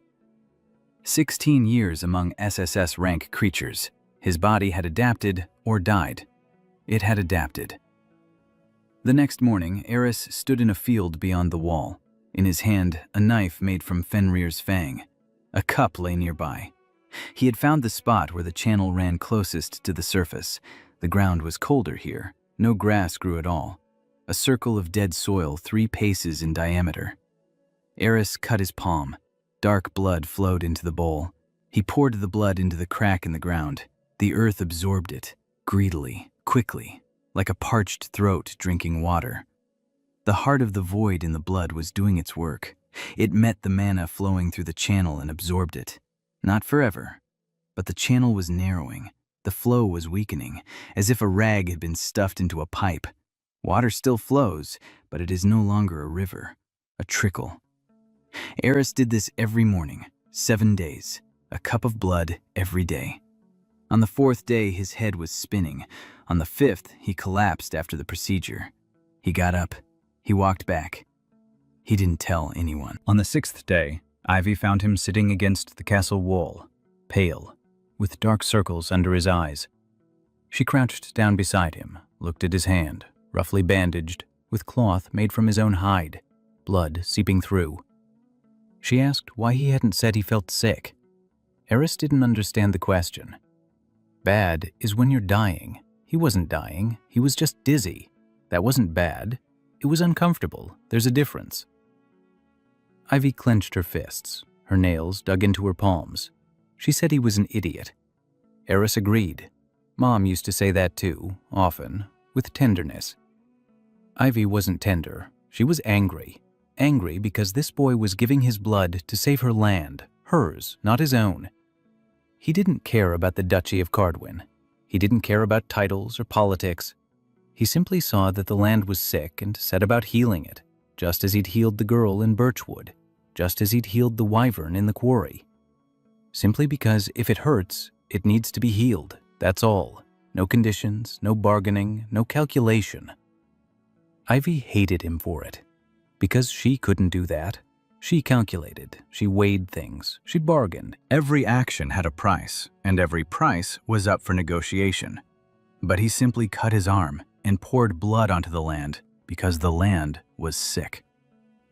On the 7th day, Eris poured the last cup. He stood up, staggered, steadied himself, placed his palm on the ground, and smiled. For the first time in a week. The earth was warmer, just a little, barely noticeable, but warmer. The channel had narrowed to a thread. The mana had stopped leaking. The earth began to store it. Slowly, drop by drop, but it had begun. Eris turned toward the castle. People stood on the wall. The Duke, Ivy, the advisors, the guards. They were looking down. Eris raised his hand. He waved, awkwardly, clumsily, like a child who hadn't yet learned the gesture but had already seen it done. Ivy stood on the wall and looked at the barefoot boy in a fur coat with a bandaged arm and a crooked smile. And for the first time in her life, she didn't know what to say. Not a single word from her arsenal. No barbs, no sarcasm, no diplomatic turn of phrase. She just stood and watched. And something in her chest, where a dim core barely glowed, did something it had never done before. It ached. Not from emptiness, from fullness. After the blood ritual, Eris slept for 2 days. He didn't wake, not moving, like a corpse. Ivy checked his breathing every 3 hours. She didn't sleep. She sat nearby and watched. And she was angry at herself for sitting there and watching. On the 3rd morning, he opened his eyes, sat up, sniffed the air, looked at Ivy. She was sitting in a chair across from him, dark circles under her eyes. Her hair had come loose from its bun. Her dress was wrinkled. Eris said she smelled of exhaustion. Ivy said he smelled of blood and sweat, and that he needed to wash up. Eris didn't know what washing up meant. In the forest, he bathed in the river. He'd just step into the water and stand there. The water washed the dirt by itself. Ivy summoned the servants. They led him to the bathhouse, a stone room, hot water in a stone tub, steam. Eris stood and looked at the water. He touched it. Hot, pleasant. He pulled off his skin. He climbed into the tub, sat down, and froze. The water embraced him like his mother used to embrace him with her tail on winter nights. Warmth, peace, safety. He sat in the bath for an hour. The servants waited outside the door. An hour later, he came out, clean, wet, back in his pelt. The servants offered him clothes. Eris looked at the shirt and pants. He sniffed them. They didn't belong to him. He shook his head. His pelt. Only his pelt. Ivy was waiting for him in the dining hall. There was food on the table, lots of food. Meat, roasted, bread, fruit, cheese, wine. Eris sat down at the table. He picked up a spoon, not a fork, a spoon. He started eating the meat with a spoon. It was awkward, but he'd given his word to Seer that he'd use a spoon, and a word in the forest is law. Ivy watched. Then she couldn't take it anymore. She said there was a knife and fork for meat. Eris replied that a fork was a weapon, not a tool. Ivy rolled her eyes. This was the first of many times she would roll her eyes because of him. Then she started talking about Cardvin, about politics, about how the duchy was in danger not only because of the wasting. 3 neighboring clans were laying claim to the lands. They knew that Ivy's core was weak. They know the Duke is ill. They're waiting for their moment, like vultures circling a wounded beast. Eris listened. He chewed the meat with a spoon. Then he asked one thing. Which house is the most brazen? Ivy was surprised. Then she answered. The House of Auburn. Their heir is arriving in 3 days for a formal visit. In reality, he is coming to assess Cardvin's weakness and to propose a marriage to Ivy as a favor. Ivy uttered the word favor so that the air around them grew colder. Eris finished his meat, licked the spoon, set it on the table. Said that when the heir arrived, he would sniff him. Ivy asked why. Eris said that the scent would tell everything, what he wants, what he fears, what he hides. People can lie with words. Smell doesn't lie. Eris spent 3 days in Cardvin's workshops. Ivy kept her word. The duchy's best blacksmiths were at his service. Master Bren, old, strong, hands like anvils. He'd worked with metal for 50 years and thought he'd seen it all. Then Eris placed a leviathan scale before him. Bren stared at the scale for 10 minutes without moving. Then he stood up, took off his apron, hung it on a hook, took it off again, put it on, took it off. His hands were shaking. He asked where it came from. Eris said it was from his mother's floor. Bren sat down. Eris explained, slowly, that he needed a knife made of this material. One knife. For one hand. His hand.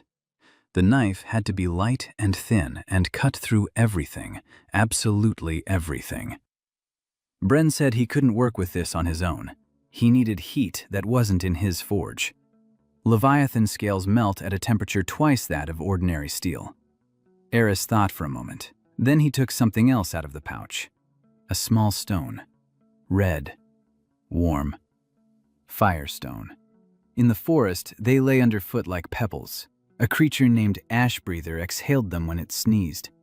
Eris collected them from the floor of his mother's cave. A single stone like this could maintain the temperature of a smelting furnace for a month without fuel. Master Bren looked at the stone, then at the scales, then at Eris. Then he said he needed to sit down. He was already sitting. He meant he needed to sit down even more. They started work the next day. Eris stood nearby and explained how to work the scales. Bren listened. The old master, who had been teaching apprentices for 40 years, listened to the 16-year-old in a leather jacket and wrote down every word. Because the boy knew. He knew how the fibers lay in the scales, where to strike, where not to strike, at what angle to bend, which hammer to use at which stage. He knew this as a mother knows her child's face, without thought, without effort. He just knew. On the second day, Ivy came to the smithy. She had never been here before. The heat, the clanging, the sweat, all of that was beneath her station. She came in and saw Eris. He was standing at the anvil, naked from the waist up. The hide hung on a hook. It was the first time she had seen his body. Thin, veiny, covered in scars. Dozens of scars, hundreds. Each one told a story. A long one across his entire back, round ones on his shoulders, parallel ones on his ribs, claw marks, bite marks, marks from something that was neither claws nor teeth. He looked like a map of survival. 16 years among creatures that could have killed him with a single careless movement. And he had survived. Every scar said he had survived. Ivy stood in the doorway and looked at his back and counted the scars. Lost count after 40, just as Eris lost count counting houses.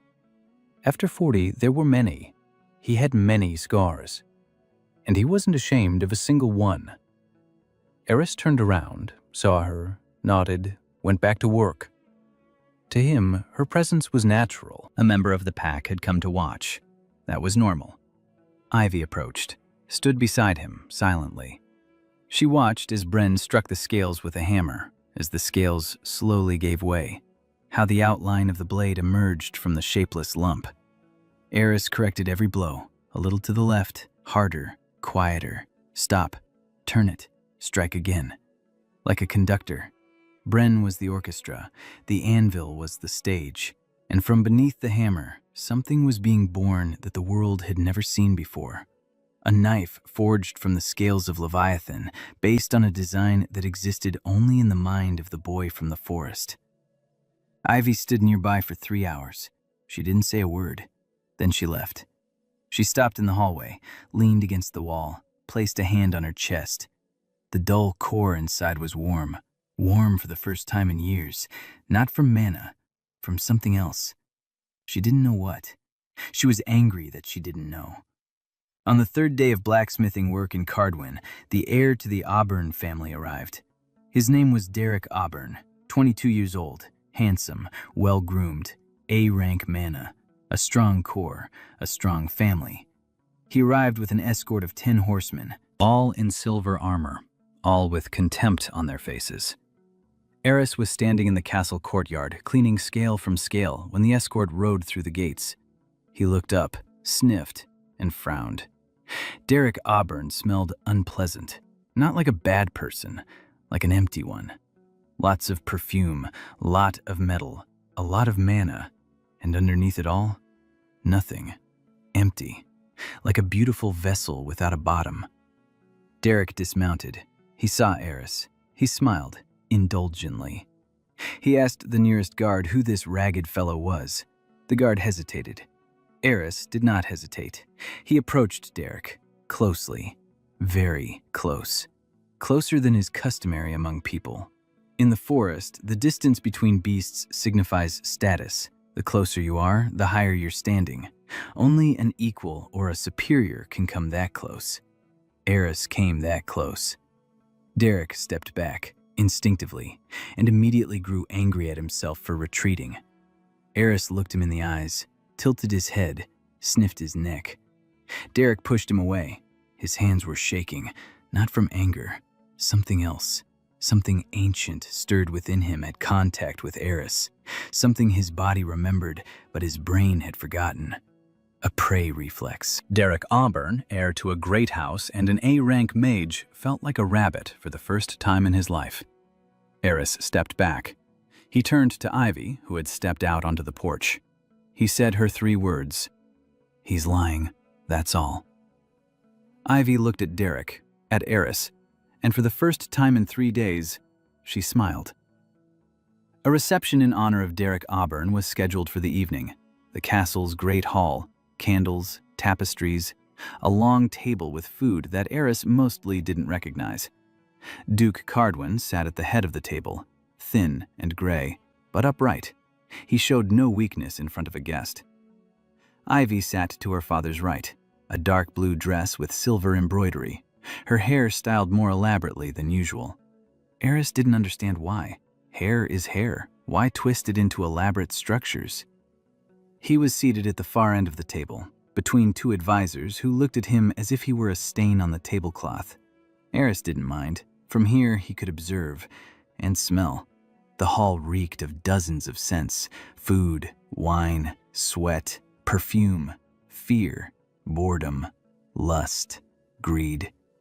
Every person at the table was an open book. They didn't know it. They thought the masks on their faces hid the truth. Masks don't hide scent. Derek sat across from Ivy, smiling, speaking beautifully, compliments, promises, hints of an alliance. His voice was soft and enveloping. His scent was different. Beneath the perfume and confidence, Eris sensed calculation, cold, precise.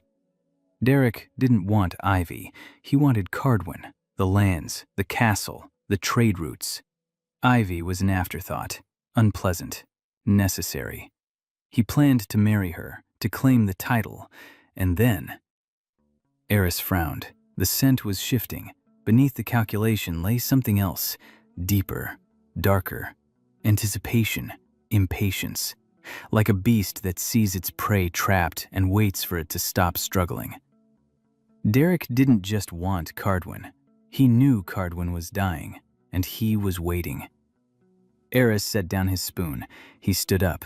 Everyone looked at him. He walked along the table, past the advisors, past the guards, straight to Derek. Ivy tensed. The Duke raised an eyebrow. Eris stopped next to Derek. Derek turned. The smile was still on his face. Eris leaned toward him, close, just like that morning in the courtyard. Derek didn't back away this time. He braced himself. He clenched his fist under the table. Mana hummed in his core, ready to strike. Eris didn't strike. He spoke, quietly, so that only Derek and Ivy nearby could hear. He said that Derek smelled like a scavenger, that he knew about the tunnels in the ground, that he was waiting for Cardwin to die so he could take the land without a fight, that his marriage proposal was not a union, but a burial. Derek turned pale. His smile didn't disappear, but changed, hardened, glassy. He asked quietly how the boy knew about the channels. Eris didn't answer the question. He straightened up, looked down at Derek, and spoke loudly so the whole hall could hear.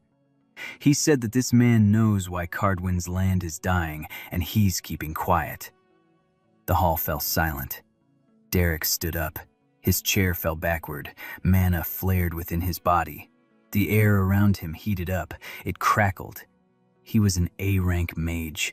Serious power. Fire specialization. His hands glowed orange.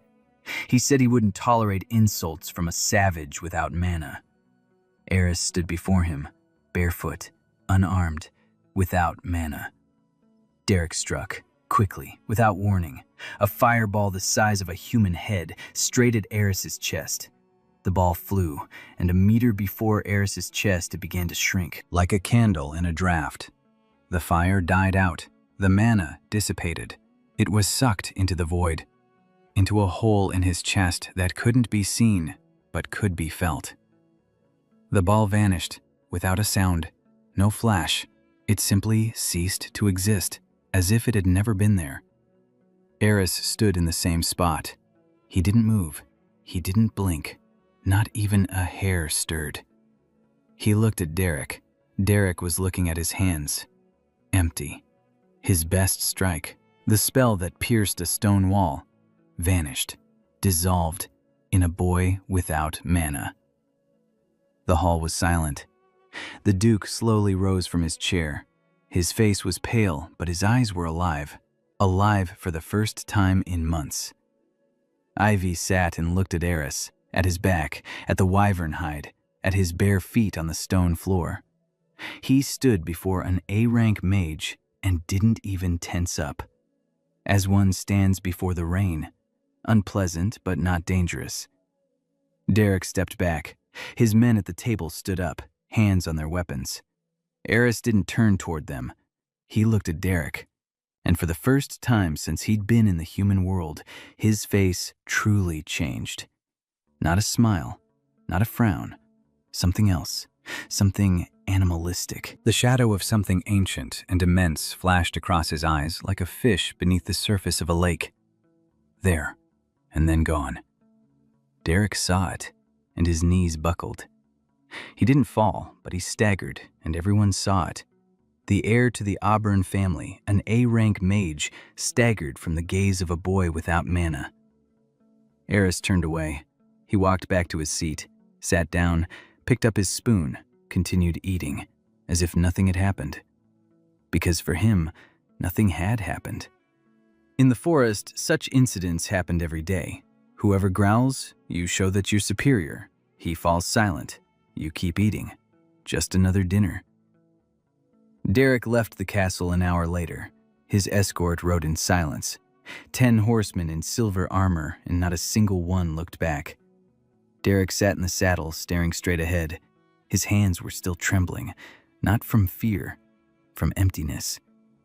When the fireball vanished, he felt something. For a split second, as if he'd peered into a bottomless well, and the well had peered back at him. He wouldn't tell anyone about it, but he would remember it for the rest of his life. It was quiet at Cardwin Castle. The Duke had retired to his chambers. The advisors had dispersed. Servants were clearing the hall. Ivy stood by the window, gazing into the night. Eris approached. He stood beside her, silently. She didn't turn around. She said quietly that he could have warned her. Eris thought, about what? What he would do. He himself didn't know what he would do. He hadn't planned it. He had simply stood up and gone, because the stench of lies had grown too strong, and enduring it was physically unpleasant, like sitting next to rotting meat. At some point, you just stand up and remove it. Ivy turned toward him. She looked up at him. She was half a head shorter. For the first time, she didn't look at him as a savage, not as a tool, not as a mystery, but as a man who had stood between her and the one who wanted to devour her, and hadn't even realized he'd done anything special. She said thank you, quietly. One word. Eris nodded. Then he took something out of his pouch, small, shiny. He had been working on it for the last 3 nights, while everyone slept, in the smithy, alone. A necklace. A thin chain woven from the fibers of Leviathan's scales. In the center, a small crystal, cloudy, gray, plain. But Eris knew that his own breath was trapped inside the crystal. Emptiness. The heart of emptiness breathes emptiness. And this emptiness, upon contact with the core, creates interference, distortion. Anyone who tries to measure the wearer's mana will get a false result, any result they want. Eris placed the necklace on the windowsill. He said that now no one would know how much mana she had. She can be whoever she wants, strong, weak, anyone. She decides. Ivy looked at the necklace, small, ugly, roughly made. The most precious thing she had ever been given. She picked it up, put it on. The chain rested on her collarbone. The crystal lay on her chest, warm, pulsing, like a second heart. She lifted her head to say something, something worthy, something beautiful. But instead, tears streamed from her eyes. For the first time in front of a stranger, for the first time in 7 years, she cried and was angry that she was crying, and she couldn't stop. Eris was frightened. He didn't understand tears. He didn't understand why she was crying if he had done a good thing. In the forest, people don't cry over good things. He stood there, not knowing what to do. Then he remembered Mom, when he cried as a child. Mom would bring him a dead hare. It helped. Eris left the room. Ivy stayed by the window. 10 minutes later, he returned, with a dead hare, fresh. He'd caught it in the castle garden, with his bare hands, in 10 minutes. He placed it in front of Ivy. Seriously, solemnly, like an offering. Ivy looked at the hare. She looked at Eris. Tears were still streaming down her face, but the corners of her lips twitched. She covered her face with her hands and laughed. For the first time in her life, out loud, not a sarcastic chuckle, not a polite chuckle, real belly laughter. She was laughing and crying at the same time, standing by the window in the dark hall with a dead hare at her feet and a necklace of emptiness around her neck. Eris stood nearby and didn't understand a thing, but she didn't smell of sadness. She smelled of something new, of he couldn't name. Later he would find out. Later someone would explain that word to him. But for now he just stood there and waited for her to stop making those strange sounds. She didn't eat the hare. Eris was upset. Word of what had happened at Cardwin Castle spread within 3 days. An A-rank mage had attacked a boy without mana. The spell vanished. The mage fled. The boy finished his dinner. The story sounded like the ramblings of a drunken bard, but it was told by servants who had seen it with their own eyes, and by the guards who stood along the walls, and by the advisors who quietly passed it on to one another in the corridors. By the end of the week, this story was known throughout the imperial court. The head of the guild's analytical department received a second report. The first was from Linden, Class 0. This one was from Cardvin. He read it 4 times. Absorbs spells. Mana has no effect. Rank undetermined. The head of the department took off his glasses, wiped them, put them back on, took them off again. Then he summoned a courier. 2 reports were sent out simultaneously, one to the palace, the other to the Cathedral of the Bright Mother. Cardinal Vasiliev Grout learned of Eris that very evening. He was sitting in his office on the top floor of the cathedral, an old man, thin, upright, eyes blue to the point of whiteness. The mana within him was an ocean. For 300 years he had drawn from the earth. For 300 years he had gathered it, drop by drop. Every prayer from every parishioner in every church on the continent passed through the ritual network he had woven into the foundations of the cathedrals. People prayed to God. Mana flowed to Grout. He did not consider it theft. He considered it a service. God had given him a mission to protect the world. The world is weak. People are weak. Only he is strong enough to stand between chaos and order. For 3 centuries he believed this. For 3 centuries it was enough. Then he read the report. The heart of the void absorbs mana on contact. Grout laid the paper on the table. His hands were calm. His face remained unchanged. But inside, something shifted. For the first time in 100 years. Fear. Real fear. Not the fear of death, the fear of the void. He knew what the heart of the void was. He was one of the few who knew. Ancient texts in the cathedral's basements described it. A vessel, a hole in the fabric of the world, the only thing capable of drinking it all. Absolutely everything, including his ocean. 300 years of work, millions of prayers, an ocean of mana. And one boy could drain it in a minute. Grout stood up. He walked to the window. The city below glowed with lights. Valaris, the capital of the empire. 2 million souls. His flock. His herd. His responsibility. He turned to the table, summoned his assistant, dictated an order, in a quiet voice, steady, as if dictating a recipe or a shopping list. The order was simple. Bring the boy from the forest to Valaris, alive, quietly, without attracting attention. If delivery is impossible, then eliminate him, quietly, without attracting attention. The assistant wrote it down, bowed, left. Grout remained alone.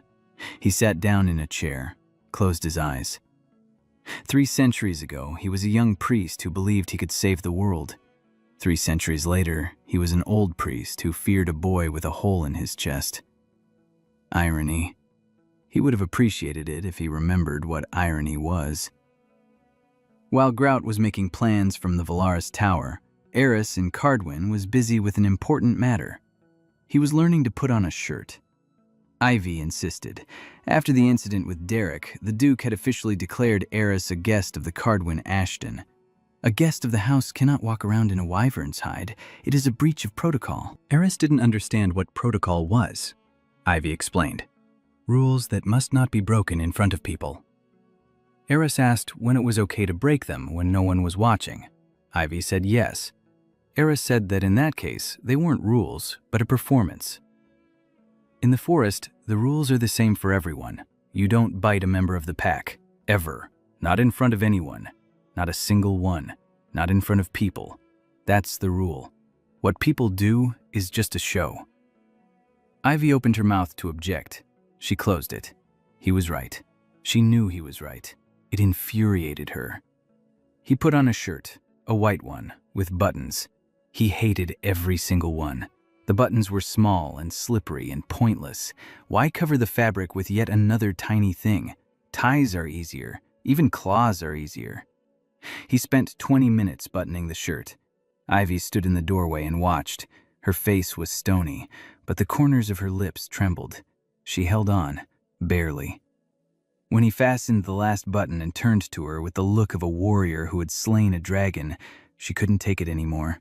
She turned away. Her shoulders were shaking. Eris decided she was cold. He took off his shirt and handed it to her. Ivy left the room and laughed in the hallway for 3 minutes. Eris put his back on. He spent another 20 minutes buttoning it up. By this point, a month had passed since Eris had left the forest. A month in the human world. He had learned to eat with a spoon, to wear a shirt, to speak in 5-word sentences, not to throw forks, not to sniff strangers without warning, not to bare his teeth when he smiled. The last one was the hardest. His face was used to baring his teeth. A toothless smile seemed like cowardice to him. In the forest, a closed mouth means submission. Here, a closed mouth means politeness. He practiced in front of the mirror every evening. He stretched his lips, without showing his teeth. It looked creepy, as if a mask were trying to be a face. Ivy saw it once. She stood next to him. She showed him. Like this. Softer, don't stretch it. Just lift the corners just a little. Eris repeated it. She shook her head. She took his chin with 2 fingers, gently. She adjusted it. Like this. Eris froze. Her fingers were cold and small and smelled of ink. He didn't move until she took her hand away. Then he looked in the mirror. The smile was crooked, but human. Human for the first time. He memorized the position of his muscles, like memorizing a stance for a punch, exactly, forever. Meanwhile, in Linden, Sarah Holloway was working, every day, from morning till night. A decoction made from the dead root of the silent tree, Eris's recipe. His blood was needed in the recipe.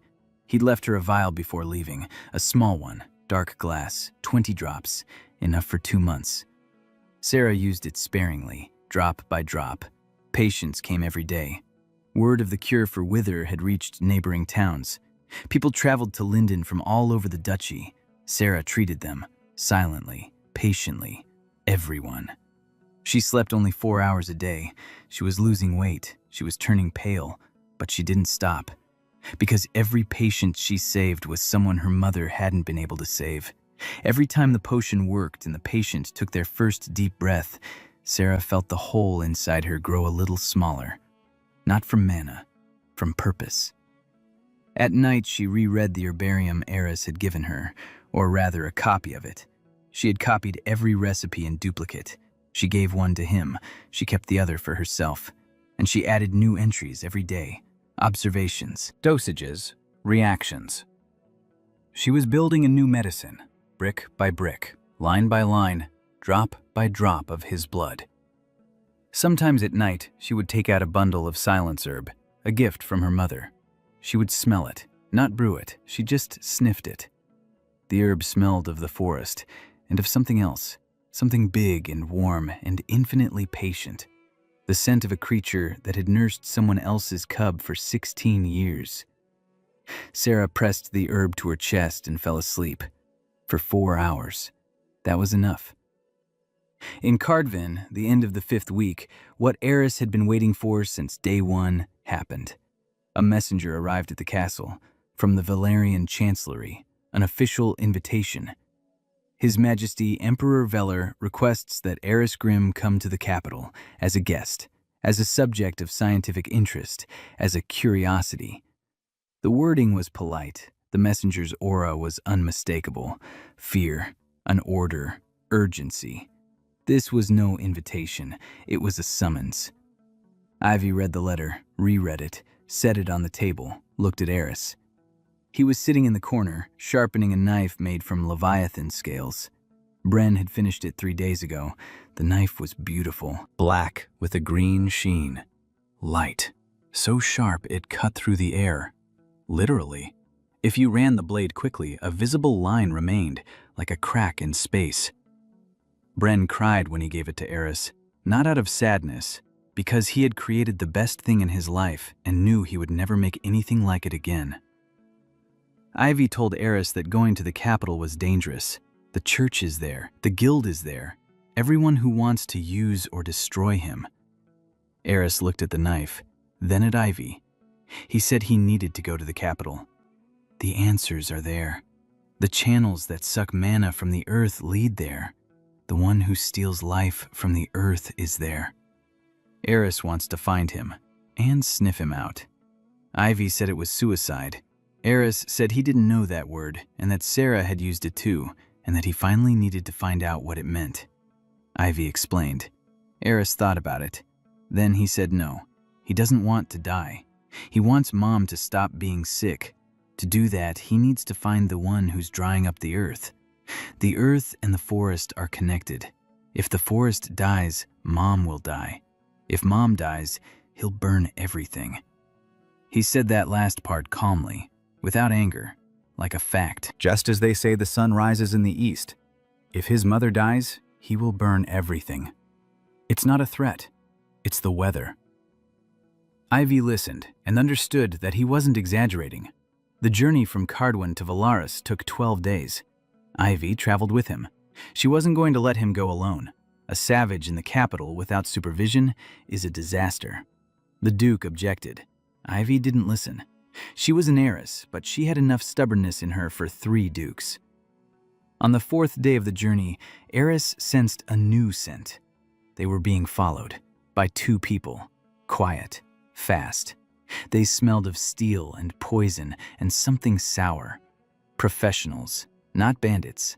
Bandits smell of greed. These smelled of work, like a blacksmith smells of coal. For them, killing was a craft. Eris told Ivy that they were being followed by 2 people.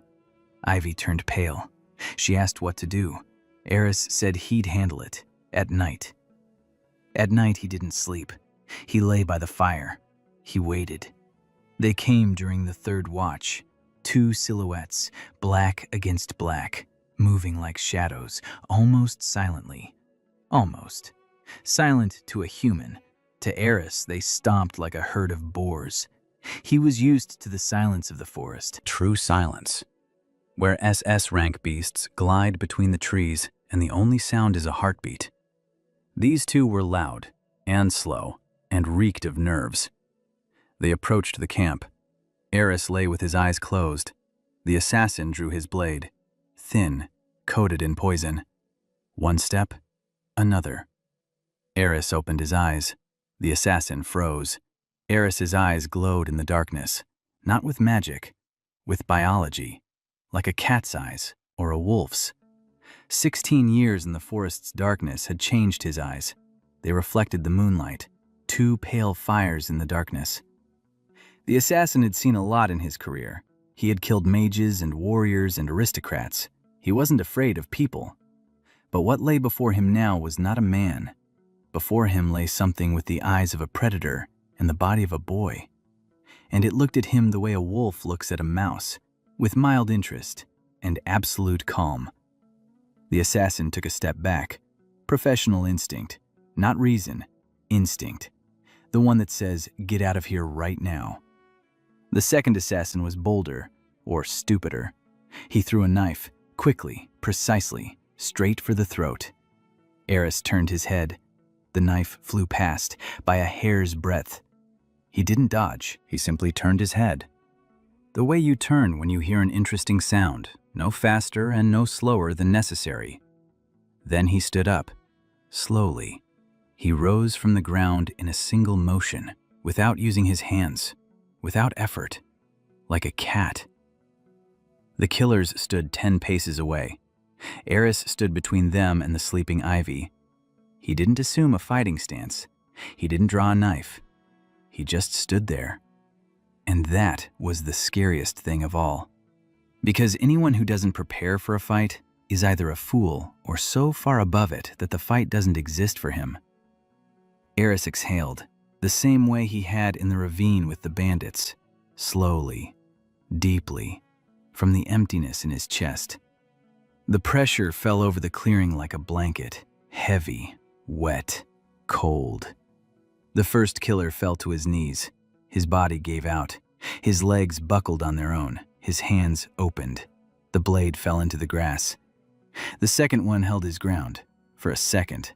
Then he was thrown off balance. His body reacted to the emptiness in the only way it knew how, with rejection. Every cell screamed that something was wrong nearby, something that shouldn't be there, a hole in the world. Eris approached the first one. He crouched down, looked into his eyes, sniffed. A sour smell, poison on the blade. A professional. The Order. Eris had seen this poison once before, in the forest. A poisonous weaver spider had made something similar, only weaker.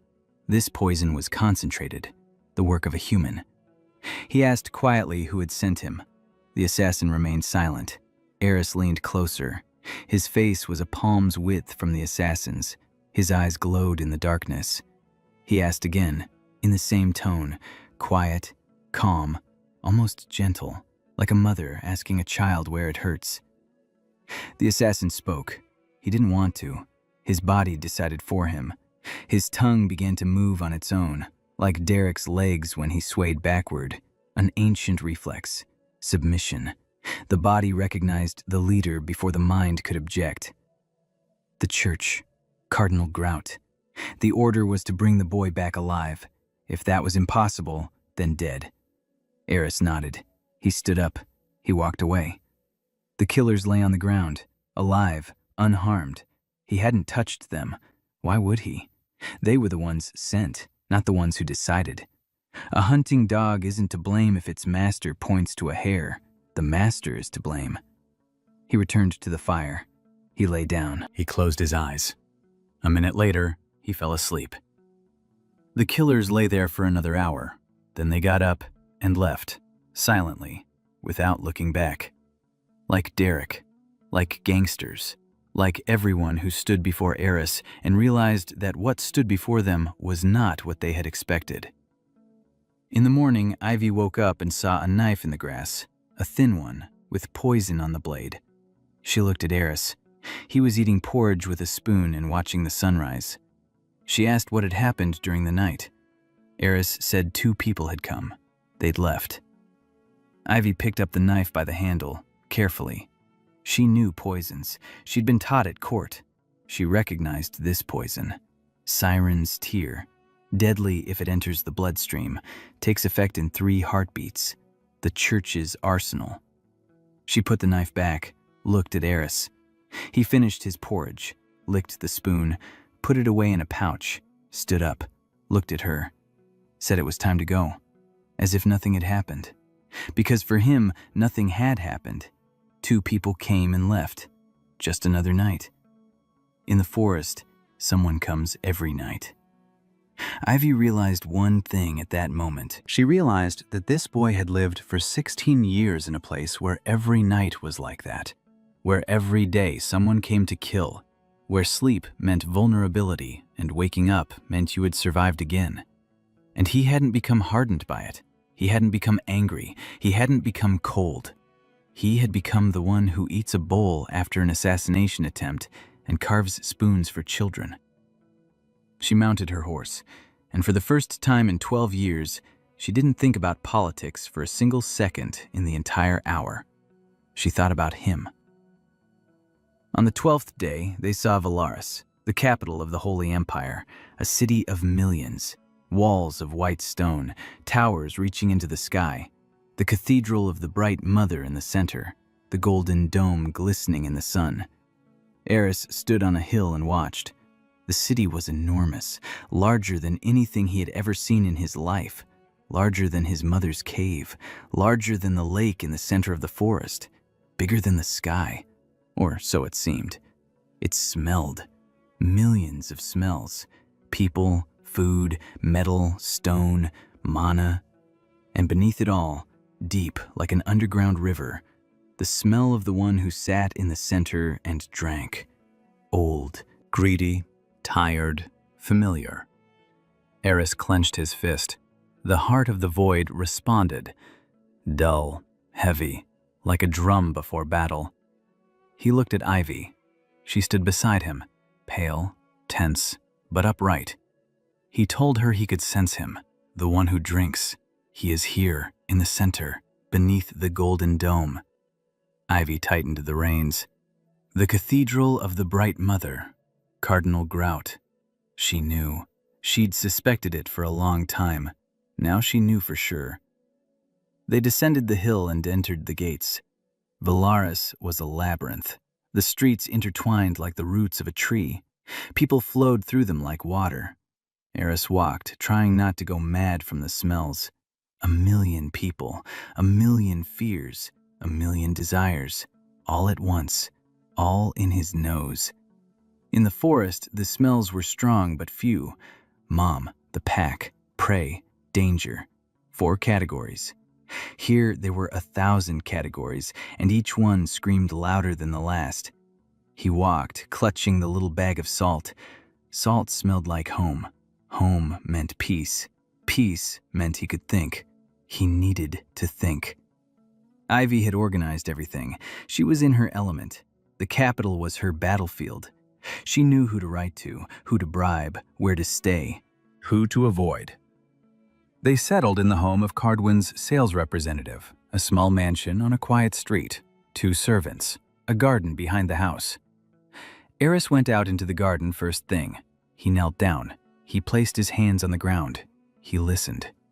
There were channels here too, thicker than in Cardwin, closer to the surface. Mana flowed through them like blood through veins, all flowing in one direction, toward the center, toward the cathedral, toward him. The next day began what Ivy called diplomacy, and Eris called strange conversations with strangers. He was introduced at court, the throne room, columns, gold, the emperor on the throne, an old man in a robe, tired, smelling of medicine and fear. Not his own fear, someone else's. The fear of those standing behind the throne, pulling the strings. Eris stood before the throne, in a shirt, with buttons, which he hated, but Ivy said he had to, and he put it on, because Ivy asked, and the pack's requests are law, even if the law is stupid. The emperor looked down at him. Eris looked up at the emperor. He didn't lower his head, didn't bow, didn't kneel. He didn't know he was supposed to do that. Ivy tugged at his sleeve. He looked at her. She gestured downward with her eyes. He looked down. The floor. Stone. Beautiful. He looked at Ivy again. She closed her eyes, took a breath, bowed herself, low. Eris watched, understood. People bow their heads before those they consider superior. He looked at the emperor. Old, weak, he reeked of illness. Lower than him on any animal scale. Why bow his head? He didn't bow.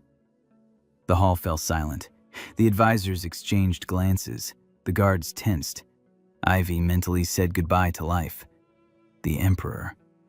He looked at the boy for a long time. Then, for the first time in years, he smiled. A genuine smile, not a diplomatic one. He said that this young man was the first in 20 years who hadn't pretended. Eris didn't understand, but the tension in the hall eased. Ivy opened her eyes. She exhaled. The reception continued. Eris sat at the table and ate with a spoon. Aristocrats and mages and generals. Everyone was glancing sideways. Everyone was sniffing around, figuratively speaking. He was sniffing literally. An hour later, he knew more about every person at the table than their own wives did. This one is cheating. This one drinks. This one is sick and hiding it. This one hates her husband. This one is afraid of his boss. This one stole money and hasn't slept for 5 days. People were open books, every single one of them. Eris didn't understand why spies were needed when you could just sniff. Then what he had actually been called for happened. A small child began to cry. The son of one of the maids, hungry. His mother was working. The kitchen was far away. They wanted to carry the child out of the hall, quietly, so he wouldn't disturb anyone.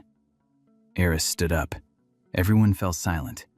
He walked toward the kitchen. He passed a guard who didn't dare stop him. He entered the kitchen. There lay a prepared harpy carcass for tomorrow's feast. The carcass was worth as much as the estate. Eris looked at the carcass.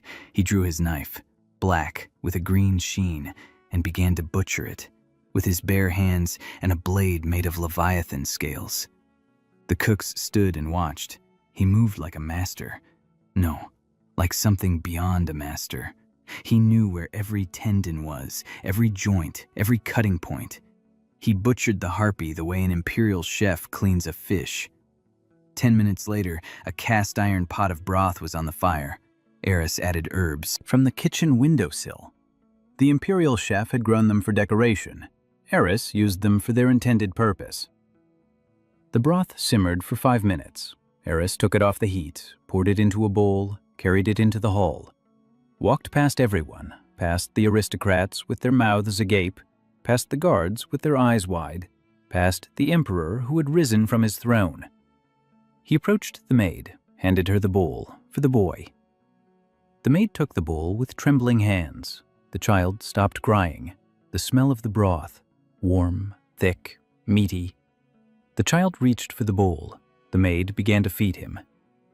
Eris turned away. He walked back to the table. The king stood up. He said something sharp. Eris didn't understand the words, but he understood the scent. Indignation, insult. A harpy carcass was worth a fortune, and the savage used it to make broth for a servant's child. Eris stopped. He looked at the king. He didn't turn around. He only turned his head, over his shoulder. He spoke quietly, but so that the entire hall could hear. He was crying.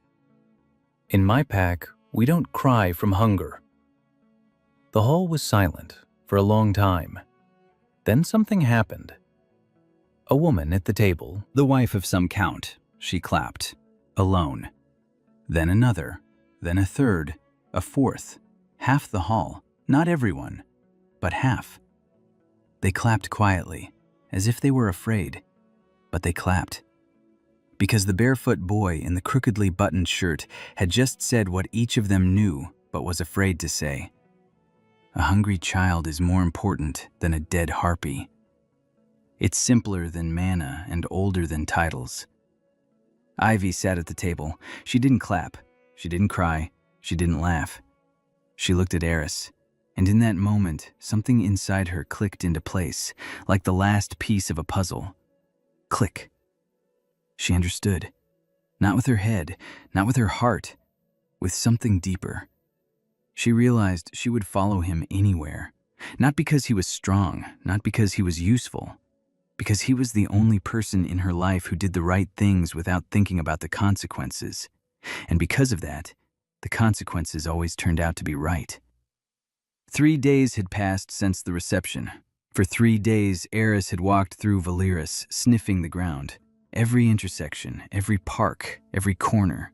The channels were everywhere. A network, huge, ancient, 300 years old. All the channels led to a single point, to the cathedral. Eris stood in the square in front of the cathedral and looked up. A golden dome, white walls, stained glass windows. Beautiful. It smells disgusting. Mana flowed beneath his feet, thick, fast, not upward toward the sun as it should, downward, under the stone, into the darkness. Someone was drinking from the earth and had no intention of stopping. Ivy found him in the square. She said she had news, bad news. The Hunters Guild had activated the contract, that one, the 1,000-year-old one, to destroy the evil of the devouring forest, an SSS rank contract. The reward? An entire principality. Activation meant that every hunter on the continent had received a notification. Target, Eris Grimm, linked to the devouring forest, presumed SSS class, highest priority. Eris listened. Then he asked what a contract was. Ivy explained. People promise to kill someone for a fee, other people pay. Eris thought. Then he said that in the forest, it's called hunting, and the hunter has a right. But the prey has a right too, to escape, or to kill the hunter. That's fair. Ivy said this isn't the forest.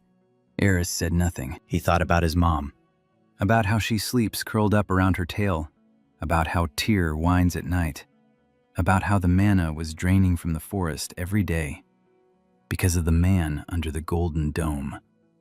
He looked at the cathedral. It was time. That same evening, Eris left home alone. He didn't tell Ivy. He didn't tell anyone. He walked barefoot through the night streets of Velaris. He took off his shirt. He put on the pelt, for the first time in 2 weeks. The wyvern pelt wrapped around his shoulders like an old friend. It still smelled of mint. Sarah's scent wouldn't fade. He crossed 3 blocks. He passed a patrol. The patrol didn't notice him. He moved as he did in the forest, like a shadow, silently, odorless. He knew how to hide his scent. Mom had taught him to slow his breathing, to stop sweating, to become part of the darkness. In the forest, it was called the night skin. He reached the cathedral. The walls were high, the doors were closed. Guards stood at the entrance. Eris didn't go to the door. He went to the wall and climbed up. On the stone, with his bare hands, like in a gorge, like on the cliffs of the forest. His fingers found crevices, his feet found ledges. 2 minutes later, he was on the roof. The city lay below. Lights, stars, silence. Eris found a hatch. He opened it. He climbed down inside. The cathedral was empty at night. The columns receded into the darkness. The stained glass windows didn't let the moonlight through. Darkness. For Eris, this was familiar. He could see better in the dark than in the daylight. He went down the stairs, lower, deeper, beneath the cathedral, to where the manna flowed. Cellars, corridors. The stone changed. It grew older, more ancient. These basements were older than the cathedral, older than the city, older than the empire. Eris sensed time in the stone, 1,000 years, maybe more. He walked down the corridor and felt the heart of the void resonate in his chest, louder and louder, stronger and stronger. The manna around him thickened with every step. Down here it was like in the forest, thick, heavy, almost tangible. And it all flowed in one direction, toward the center. He reached the hall, a circular one, stone. A man stood in the center, an old man, thin, upright, white hair, blue eyes. The manna around him was visible. It glowed, golden, an ocean, a real ocean in the basement beneath the city. 300 years of prayers, 300 years of theft. All the pain of the earth, all the dead fields, all the sick children, all the dried up wells. It was all here, in one old man. Cardinal Vasilyev Grout was waiting for him. He knew Eris would come. He felt the void just as the void felt his ocean. Two poles, fullness and emptiness. They couldn't help but meet. Grout looked at Eris. Eris looked at Grout. Silence. Grout spoke first, quietly, wearily. He said he had been waiting for this moment for 3 centuries, that he knew that one day the one who would take everything would come, that he had prayed it wouldn't be in his lifetime. But prayers don't work when you yourself stand between them and God. Eris listened, sniffed. Grout smelled strange, not of evil, not of greed, of exhaustion, endless weariness, like mom when she's sick, like the earth when life is draining from it. Grout was tired. 3 centuries of tiredness. Eris said one sentence. Why? Grout closed his eyes, opened them, answered. Because someone has to. The world is weak. People are weak. The forest is advancing. The creatures are multiplying. The borders are cracking. Someone has to be the wall. He became the wall. A wall for 300 years. And the wall is tired. Eris listened. Then he shook his head. He said that Grout was wrong. The forest isn't advancing. The forest is retreating. The creatures aren't multiplying. The creatures are dying out. Because the manna is draining from the earth. Because Grout is taking it. The forest isn't dying from strength, from hunger. Mother isn't sick from old age, from the fact that the earth beneath her has been dried up completely. Grout listened. His face didn't change, but the scent changed. For the first time in 3 centuries, he smelled of doubt. A small one, like a crack in a wall, but a crack. Then Grout straightened up. The doubt was gone. Habit took its place. 3 centuries of habit. He said the boy didn't understand, that sacrifices were necessary, that order demanded a price, that he wasn't a villain, he was a guardian. Eris nodded. He said he understood. Mom is a guardian too. Mom guards the forest, but Mom doesn't steal from the earth to guard. Mom gives, every day, her manna, her strength, her sleep. Mom doesn't take. Mom gives. That's the difference. Grout was silent for a long time. Then he raised his hand. Mana flared around him. The ocean awoke. Golden light filled the hall, blinding, overwhelming. The air thickened. The stones creaked. Grout wasn't attacking. He was showing. Here is my power. Here are 300 years. Here is what you want to take. Eris stood in the center of that light, barefoot, in a wyvern's hide, with a necklace of teeth. Small, slender, like a candle in a hurricane. He took a step forward. The ocean of mana rippled, like the surface of water when a stone falls into it. The ripples spread from Eris to Grout. The golden light flickered. Eris took a second step, a third, a fourth. With every step, the ocean receded. Mana flowed from Grout to Eris, into the hole in his chest, slowly, like water down a drain. Grout felt it. For the first time in 3 centuries, he felt the mana leaving. Not from him. A drop, another, a trickle, a stream. He screamed, not from pain, from emptiness. That very emptiness. The one he had filled for 3 centuries with someone else's mana because he had lost his own long ago. Beneath the ocean was an empty old man. Beneath 3 centuries was a boy who feared the silence. And now the silence had come. Eris did not stop. Step, step, step. The ocean was emptying. Mana flowed into the heart of the void and through it, not remaining inside, passing right through, upward, through Eris's body, through the ceiling, through the stone, through the cathedral's foundation, into the sky. A gigantic pillar of light rose above Valaris, golden, visible for hundreds of kilometers. Mana was returning to the world, to the earth, to the air, to the roots and seeds and wells. Grout stood in the center of the hall. The light around him faded. The ocean receded, drop by drop, stream by stream. His skin aged before his eyes. His wrinkles deepened. His hair turned white until it was transparent. 3 centuries fell upon him in a minute. When the last drop of mana was gone, Grout stood before Eris as he had always been. An old man, ordinary, before his god, without a wall, without an ocean, without meaning. Eris stood before him, close. He leaned in.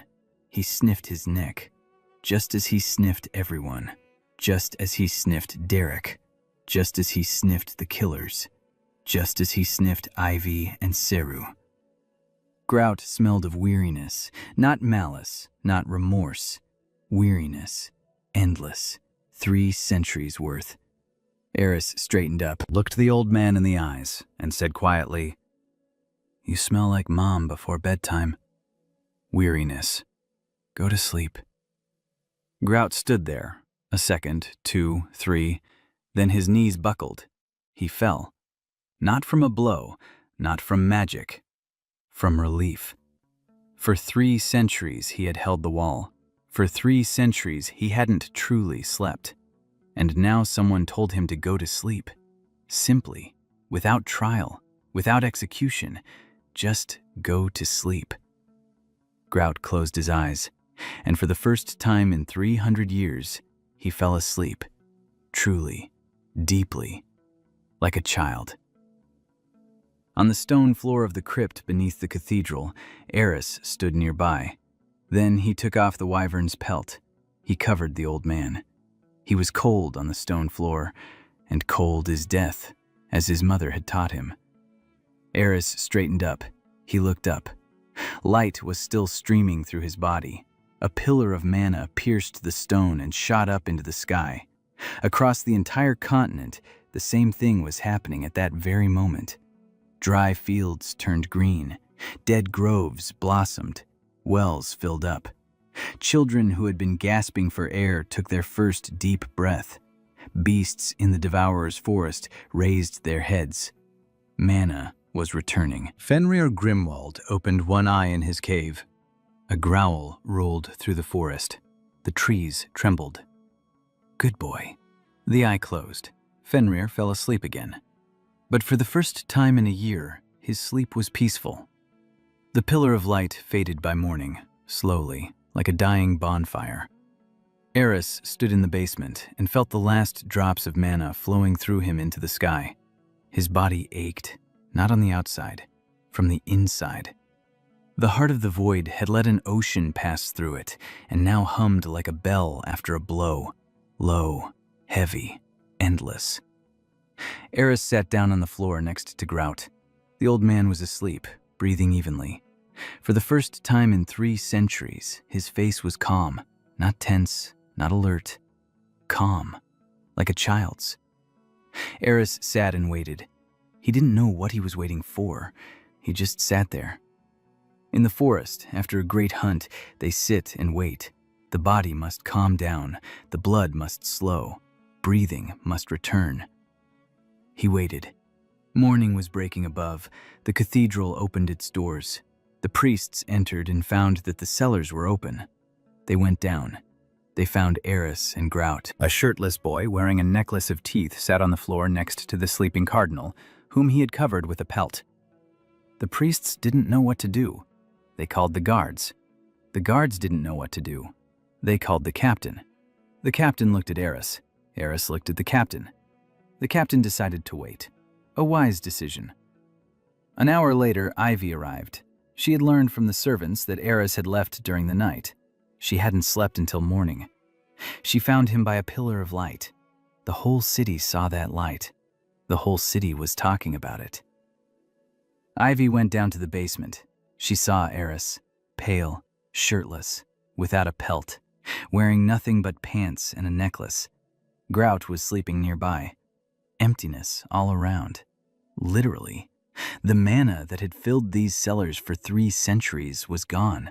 The stones were gray and cold and ordinary, just like stones. Ivy sat down beside him. She asked quietly what he had done. Eris answered. I returned it. One word. Returned. 300 years of theft, millions of prayers, an ocean of mana. Returned. Just like that. Not to himself, to the earth, from where it was taken back to where it belonged. Ivy was silent.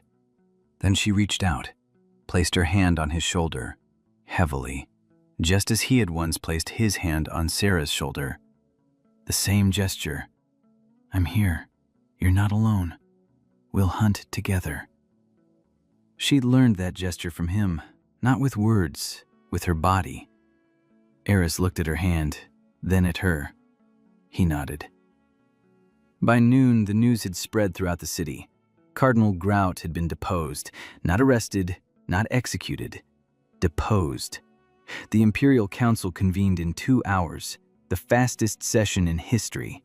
Evidence was in every stone of the basement, a ritual network woven into the foundation, channels running underground for hundreds of kilometers, records in the archives that Grout hadn't destroyed because he was certain no one would ever go down there. He was wrong. A boy who couldn't read but could smell went down. 3 days after Grout's fall, Eris stood in the square in front of the cathedral. Ivy stood beside him. Behind them, on the steps, stood people. A lot of people. They had come to look at the boy from the forest, at the savage, at the one who had brought back the mana. Eris didn't understand why they were standing there. He had done what he had to do. The land was starving. He had fed it. His mother was sick. He had removed the cause. Simple. Why were they looking at this? He turned to Ivy. He said he wanted to go home. Ivy asked which home. Eris thought, for a long time. Before, there was only one answer. The forest. Mom's cave. The smell of moss and blood and warm stone. Now the answer was different. Not because the forest had ceased to be home. Because home had grown larger. Home was Mom and the pack. Mom in the forest. The pack. He looked at Ivy. The pack is here. Part of the pack. Another part in Linden. He hadn't met the third part yet, but he would. He knew that. just as one knows the smell of rain before it starts. Eris told Ivy they needed to go back to Linden for Sarah, and then to the forest, to Mom. Mom has to meet the pack. It's the law. Ivy asked what law. Eris said Mom's. Mom said come back as a human and bring those you've chosen. Mom will sniff each one. If she approves, then they're part of the pack. If not, Eris didn't finish. He didn't know what would happen if Mom didn't approve. That option didn't exist in his mind. Mom will approve. Mom is smart. Mom will see what he sees. That Sarah smells of kindness. That Ivy smells of stubbornness and strength. That the world isn't as bad as it smells. The journey back took 12 days. The same 12, but different.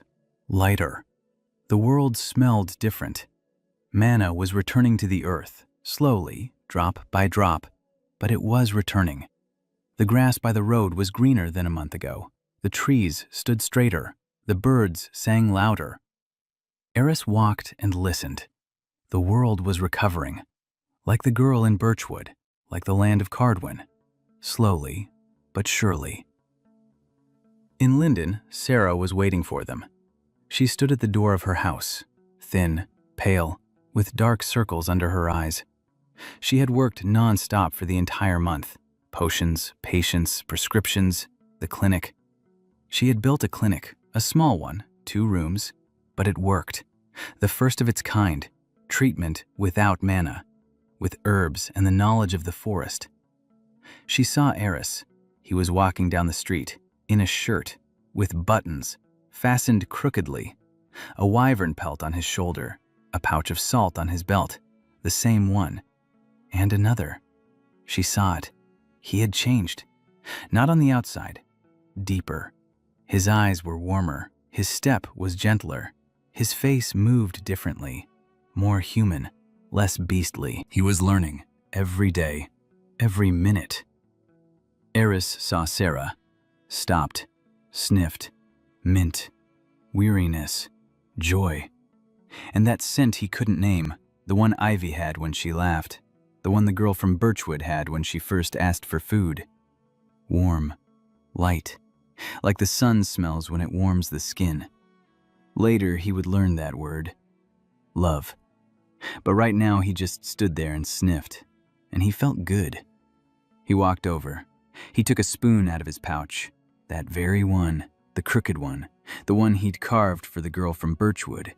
He'd carried it with him for 2 months, through Cardwin, through Valaris, through the gorge and the palace and the cathedral's crypt.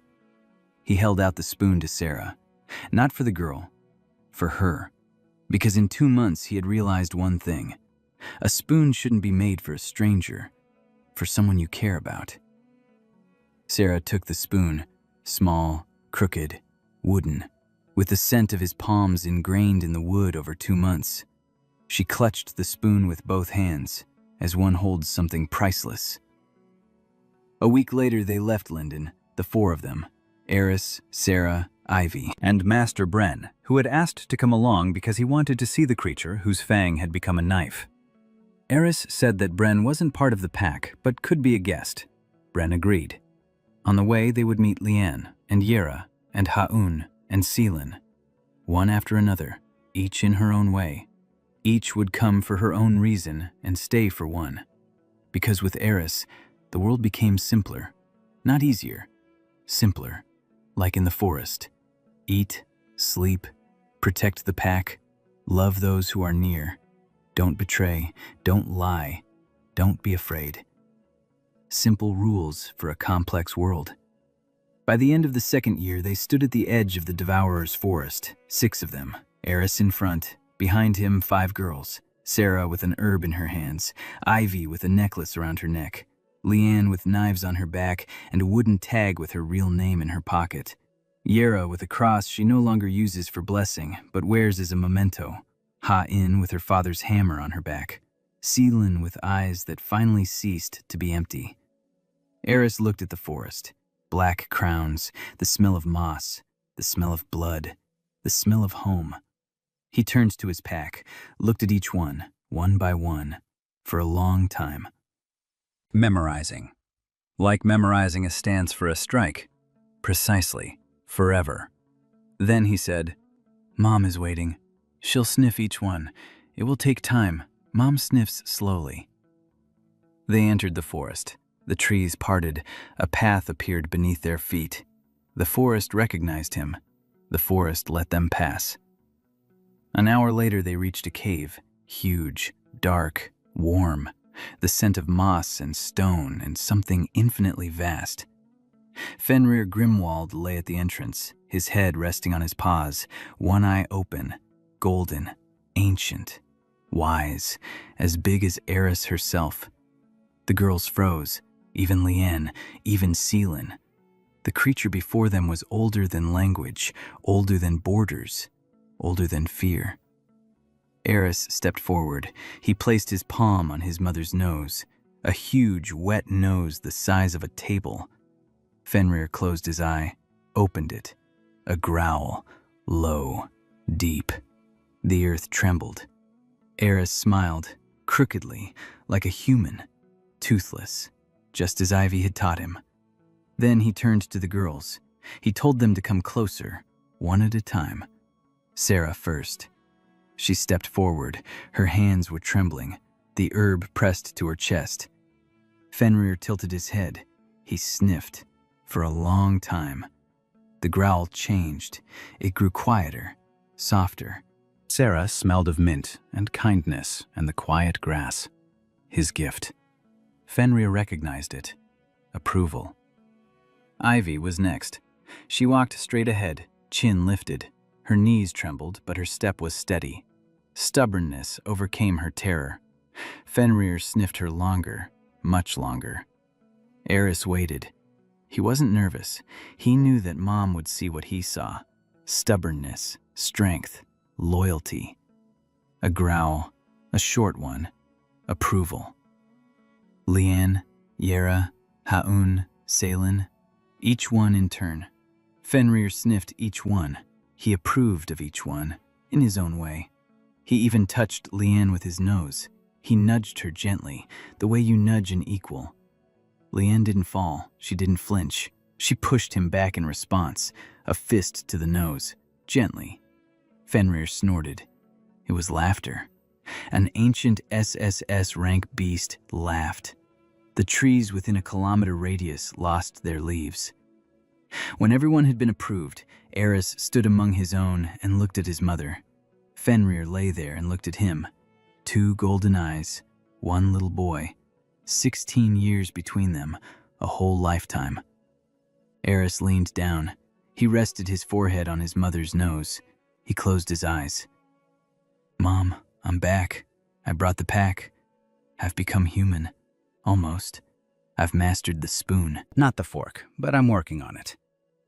A murmur. Long. Warm. The earth trembled, not from strength, from tenderness. Eris straightened up, turned to his pack. 6 faces, 6 scents, 6 stories that are now one. He opened his mouth and uttered the first joke of his life. "I'm tired. Who's going to carry me home?" Silence. A second. 2. Liane silently offered her back. Ivy laughed, out loud, for the second time in her life. Sarah cried, quietly, happily. Yera folded her hands and whispered that something old and warm. Haun took out her notebook and began calculating the expenses for the return trip. Celine looked at the sky, then at them, then rolled her eyes, and said one word. "Pack." She paused, added, "Let's go home." And they went, the 7 of them, back from the forest, into a world that had become a little kinder, a little greener, a little quieter. Because one day, a barefoot boy emerged from the black thicket with a little bag of salt and asked where he could buy salt, and the world would never be the same again.